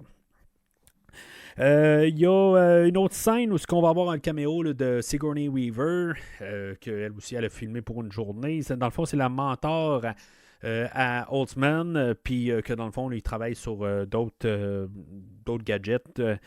C'est le fun, mais en tant que tel, c'est des caméos pour avoir des caméos en tant que tel. Je veux dire, il y a eu le caméo là, de Dan Aykroyd que je pense que je n'ai pas parlé, là, Erin, qu'elle elle avait collé un taxi, puis finalement, il était joué par Dan Aykroyd, puis il dit bon, mais je ne crois pas aux fantômes, des affaires de même, là. Mais bon, c'est des caméos pour avoir des caméos, tout simplement. Puis tout ça termine par il monte sur le toit de la caserne, puis qu'il voit comme toute la ville. Je sais pas si sur la caserne, je n'ai pas regardé quand je l'ai vu, si mettons on peut voir aussi haut que ça, mais que finalement, ben, ils peuvent voir la ville, puis que tout le monde a marqué on aime les Ghostbusters. Tu sais, en univers du film, je veux dire que tout le monde a fait ça, c'est peut-être pour remercier les Ghostbusters de les avoir sauvés, quelque chose de même, puis que tout le monde croit aux fantômes maintenant. Mais tu sais, honnêtement, c'est vraiment comme un peu un remerciement, je pense, ou quelque chose de même, là, que le film de 84 existe. Tu sais, le film marche comme une genre de lettre d'amour au premier film, mais à quelque part, c'est juste une lettre d'amour, mais je veux dire, c'est comme... Il faut qu'il y ait d'autres choses, quelque part. Puis, je trouve ça un petit peu... moi, j'aime pas ça, cette scène-là. Honnêtement, c'est d'un côté, est-ce que nous autres, ils nous envoient comme un message de nous dire qu'eux autres, ils aiment le film de 84, puis qu'on devrait aimer ça à cause qu'eux autres aiment ça? Est-ce que le monde aime les Ghostbusters, fait que nous autres, on est supposé de le faire? Tu sais, je veux dire, c'est comme un petit peu là, se flatter en eux autres mêmes. Tu sais, c'est un peu dans le même principe des commentaires. Là, que quand ils sont juste là en train de se flatter, là, moi je trouve que je perds mon temps à voir ça. Puis c'est ça qu'on fait là, à la toute fin, là, comme dernière scène. Après ça, on a le générique. Là, on a toutes des scènes coupées au travers de tout ça. Tu sais, comme j'ai mentionné, là, les danses là, de Chris Hemsworth, de Kevin ou de Thor, ben, on voit tout ça au travers, tout intermêlé. Un peu des certaines séquences du film. Là. En tout cas, c'est correct comme fin. Le réalisateur il dit qu'il met ça comme dans le générique pour qu'on puisse voir les noms. Mais, tu sais, à quelque part, il dit il veut qu'on voit le générique pour voir le monde qui ont travaillé dessus, mais on n'est pas en train de regarder les noms, on est en train de regarder ce qui se passe. Fait que, tu sais, je veux dire, tu peux pas gagner de toute façon dans tout ça. Tu sais, je veux dire, tu veux voir les noms, regarde les noms sur un fond noir ou n'importe quoi, mais tu vas regarder les noms. Mais là, tu sais, dis-moi pas que tu vas regarder un générique pour voir les noms quand, dans le fond, tu montres d'autres choses que les noms. Tu sais, quand tu mets les noms en gros, puis je veux dire, il y a des animations alentour, tu vois le nom. Quand tu as un nom, tous des noms qui déroulent avec une animation en arrière, tu n'es pas en train de regarder les noms, tu es en train de regarder les animations. Fait que, tu sais, il n'y a pas de scénario gagnant là-dedans. Là, mais c'est correct. Quelque part, c'est plus intéressant à voir. Faut s'entendre. Là, je veux dire, je crois pas qu'il y a vraiment du monde qui lise vraiment tous les génériques là, de fin de film. Mais c'est ça. Quelque part, c'est le fun quand même qu'ils ont fait quelque chose pour la toute fin. Puis à la fin du film, ben, on a encore une scène post-générique où ce que finalement, ben, au début du film, on avait genre un genre de tape là, où ils sont capables d'essayer de trouver là, des genres de messages subliminaux. Puis que finalement, ben, tu sais, Patty, elle va écouter ça, puis elle va entendre un message qui dit Zool. Puis, clairement, encore un hommage au premier film, puis probablement une porte de sortie pour le deuxième film, si, mettons, le deuxième film aurait lieu. Mais, tu sais, on a-tu besoin de ça? Je veux dire, tu sais, c'est quoi? Je veux dire, Zool, c'est quoi dans cet univers-là, je parle, là? Tu sais, je veux dire, c'est juste un peu nous rattacher encore au film original. Est-ce qu'on aurait besoin de ça? Est-ce qu'on a, je veux dire... Je veux dire, c'est correct, quelque part, c'est juste nous faire un clin d'œil, mais si tu as un clin d'œil de trop, là, puis je me dis, ben, peut-être que, ben, je veux dire, on est rendu à la dernière seconde du film, aussi bien le prendre, je veux dire, on a fait tellement d'hommages que, tu sais, quasiment pas faire d'hommage à Zool ou à Gozer, n'importe quoi, je veux dire, c'est passé à côté, tu sais, on a tout nommé, puis là, ben, quelqu'un va arriver et va dire, ben là, tu sais, on n'a pas parlé de Zool, on n'a pas fait de clin d'œil, tout ça. Ben, ils l'ont fait pareil. Fait que, aussi bien le faire, mais dans la globalité, il y en a tellement trop là, pendant le film.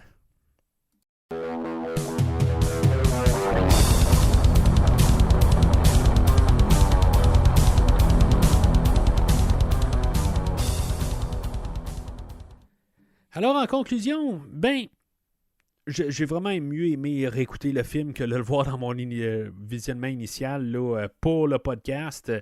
Je tiens quand même un peu à ce que j'ai dit. C'est pas un film que je vais endosser pleinement. Là, je veux dire, dans sa version théâtrale, là, je pense que je suis assez clair là, pour la version Extended Cut. Là, je veux dire, c'est un rouge solide. Là. C'est pas écoutable. Là. Puis je pense que c'est ça que j'ai dit sur Fantastica aussi. La version d'écouter le film, c'est la version théâtrale. J'imagine que s'il est en streaming quelque part, c'est la version théâtrale. Je pense que d'après moi, ceux-là qui ont écouté le film doivent avoir écouté la version Extended Cut le plus. S'ils l'ont écouté en DVD, quelque chose de même, ça doit toujours être la version Extended. C'est la version que normalement, quand on devrait écouter un film, on se dit hey, on a la version Extended, on doit avoir la version ultime, la version la plus intéressante, la version plus complète. Je vous suggère fortement, si mettons vous voulez écouter le film de 2016, c'est la version Theatrical Cut. Il dure un petit peu en bas de 2 heures. Puis je veux dire, c'est comme tu as toutes les bouts, mais au moins ça l'avance. Dans la version Extended, là, c'est comme les scènes ne terminent pas. Il y a des scènes de n'importe quoi. Je veux dire, on nous prend pour des enfants retardés ou quelque chose de même. En tout cas, c'est pas écoutable. C'est simple, là. Je veux dire, c'est pas écoutable comme film. C'est une horreur. Honnêtement, là, le film, là, c'est comme je me sentais mal parce que c'est un film que je défends, mais parce que je veux dire que je trouve pas si pire, mais quand j'ai écouté la version Extended, je me sentais mal parce que je me dis je peux pas avoir déjà endossé ça. Ça n'a pas de sens. C'est infernal à essayer d'endurer ça. Je veux dire, ça prend pas 15 minutes que je me dis ça va-tu terminer? J'en ai-tu encore 2 heures de ça? Mais c'est ça, dans la version théâtrale, je veux dire, ça passe quand même bien parce que tout le superflu, c'est comme ça l'avance.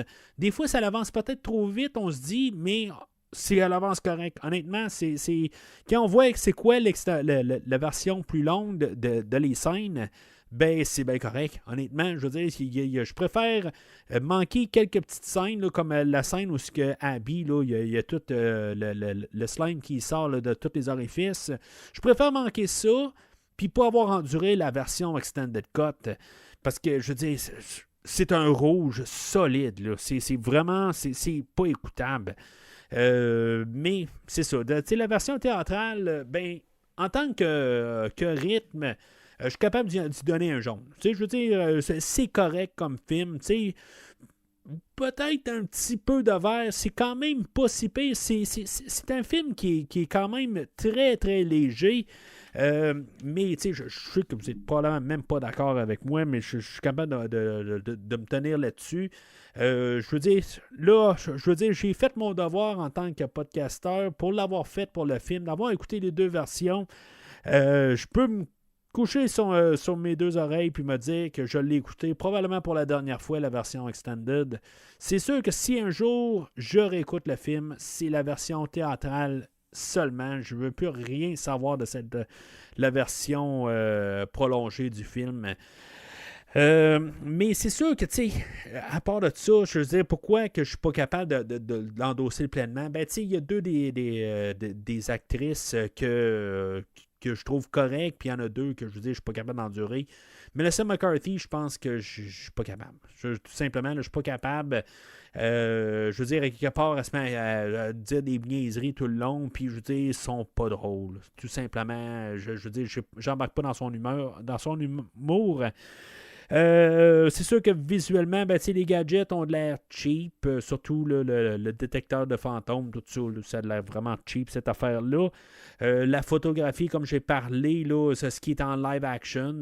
Ce qui est, je trouvais quand même intéressant en regardant les documentaires, c'est quand même qu'on utilise beaucoup de LED aussi, là, je veux dire, pour aider pour les références, tout ça, comme dans le fantôme, là, dans toute dans la salle de spectacle, ben, c'était un drone avec plein de LED vert dessus. Fait que ça donnait un écran, toute une illumination vert alentour, tout ça, pour aider le visuel. Je veux dire, en tant que tel, le CGI, en gros, là, à 85%, j'ai pas de problème du tout dans le film. Là. Il y a juste les moments que j'ai dit vers la fin, tout ça, que j'ai un petit peu. Je suis pas trop sûr, mais. Pour le général, j'ai pas de problème, mais c'est comme je dis, le côté, le filtre ou quelque chose de même pour donner le sens de la manière de l'écran, là, le ton visuel, ben il manque quelque chose dans le visuel, puis ça a l'air trop amateur. Fait que c'est quelque chose qui me chicote tout le long de mon visionnement, puis c'est ça. Fait que il y a ça, mais dans le côté positif, ben, il y a quand même, s'il y en a deux que j'aime pas, ben, il y a deux que je suis capable de tolérer comme actrice. Puis c'est le fun quand même de savoir que, tu sais, je veux dire, c'est une lettre d'amour au film original, mais, excusez-moi, ça fait un film qui est juste comme une lettre d'amour, mais c'est comme un peu un commentaire. C'est un positif, mais en étant quelque chose aussi que je peux prendre contre le film. Que le film, il prend pas ses jambes à lui. Il prend beaucoup d'idées du original. Puis toujours en train de dire hey, t'aimais ça dans le film de 84, hein? C'était le fun d'avoir Chamel. Hein? C'était le fun d'avoir Dan Aykroyd. D'avoir Bill Murray. C'était le fun d'avoir Slimer. C'était le fun. Je veux dire, arrêtez, là. Je veux dire, quand ils sortent des idées, ils sont le fun. Le mannequin, toutes sortes d'affaires de même, là, ils sont le fun. Les gadgets, ils sont le fun aussi. Je veux dire, en tant que tel, de passer un fantôme là, dans un genre de blender ou le point pour envoyer un coup d'énergie, des affaires de même. Là, ils sont le fun, ces affaires-là. Je trouvais ça créatif un peu. Mais c'est ça, c'est le côté créatif, des fois, il souffre un peu. Puis il y a des affaires qui vont pas vraiment aller beaucoup. Ils vont toujours un peu se dépendre du film original. Puis c'est ça qui est juste plate un peu. Mais pour la générale, c'est quand même pas si pire que ça si vous écoutez la version théâtrale.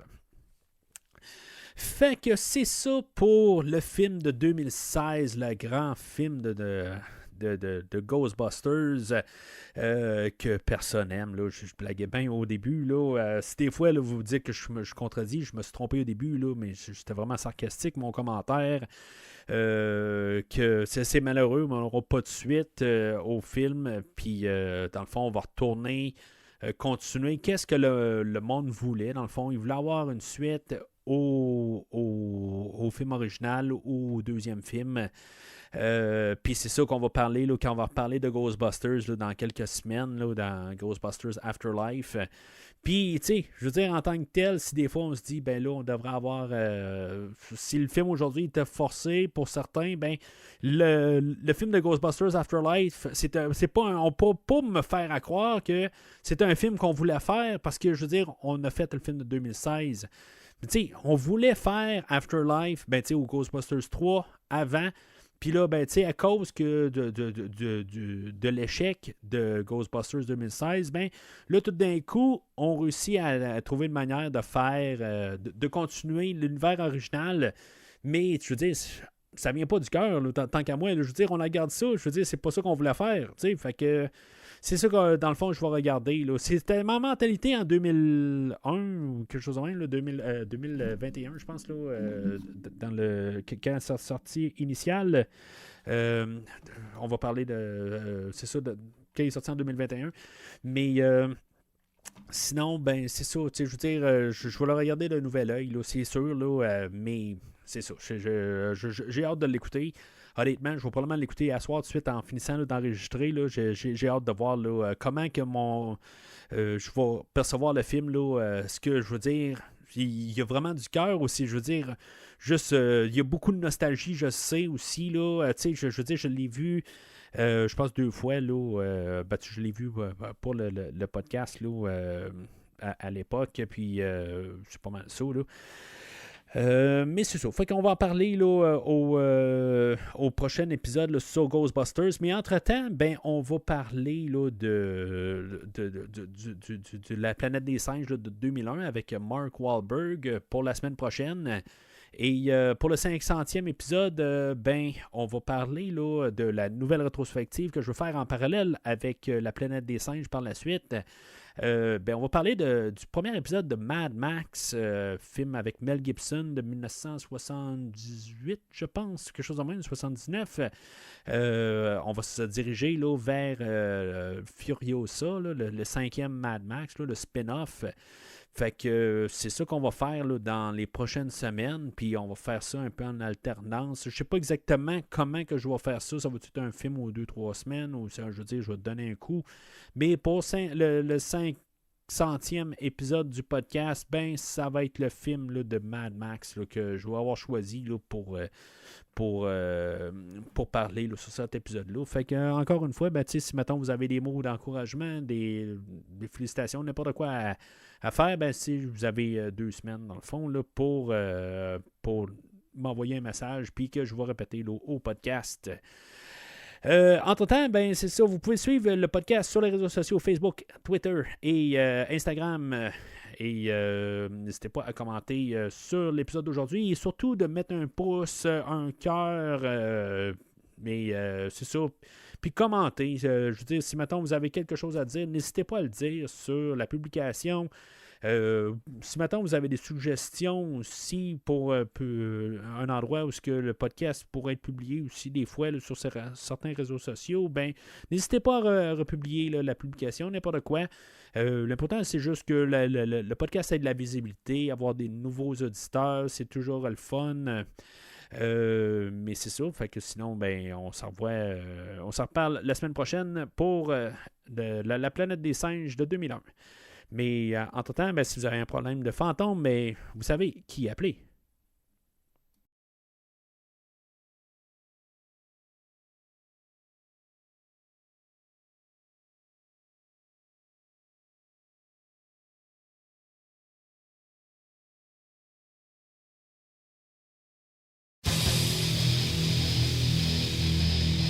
We came, we saw, we kicked its ass. Merci d'avoir écouté cet épisode de Premier Visionnement. J'espère que vous vous êtes bien amusés. When someone asks me if you're a god, say yes. Je vous donne rendez-vous la semaine prochaine pour la couverture d'un autre film. Viggy, Viggy, Viggy, you have been a bad monkey. Si vous voulez entre-temps regarder le catalogue complet du podcast et télécharger des épisodes passés, rendez-vous sur premiervisionnement.com. Vous pouvez aussi suivre le podcast sur plusieurs plateformes, dont Apple Podcast, Spotify, Podbean, Google Podcast, Amazon Music et YouTube. N'hésitez pas à donner une critique de 5 étoiles sur la plateforme de votre choix. Vous pouvez également suivre Premier Visionnement sur Facebook et Twitter pour rester informé de nouveaux épisodes.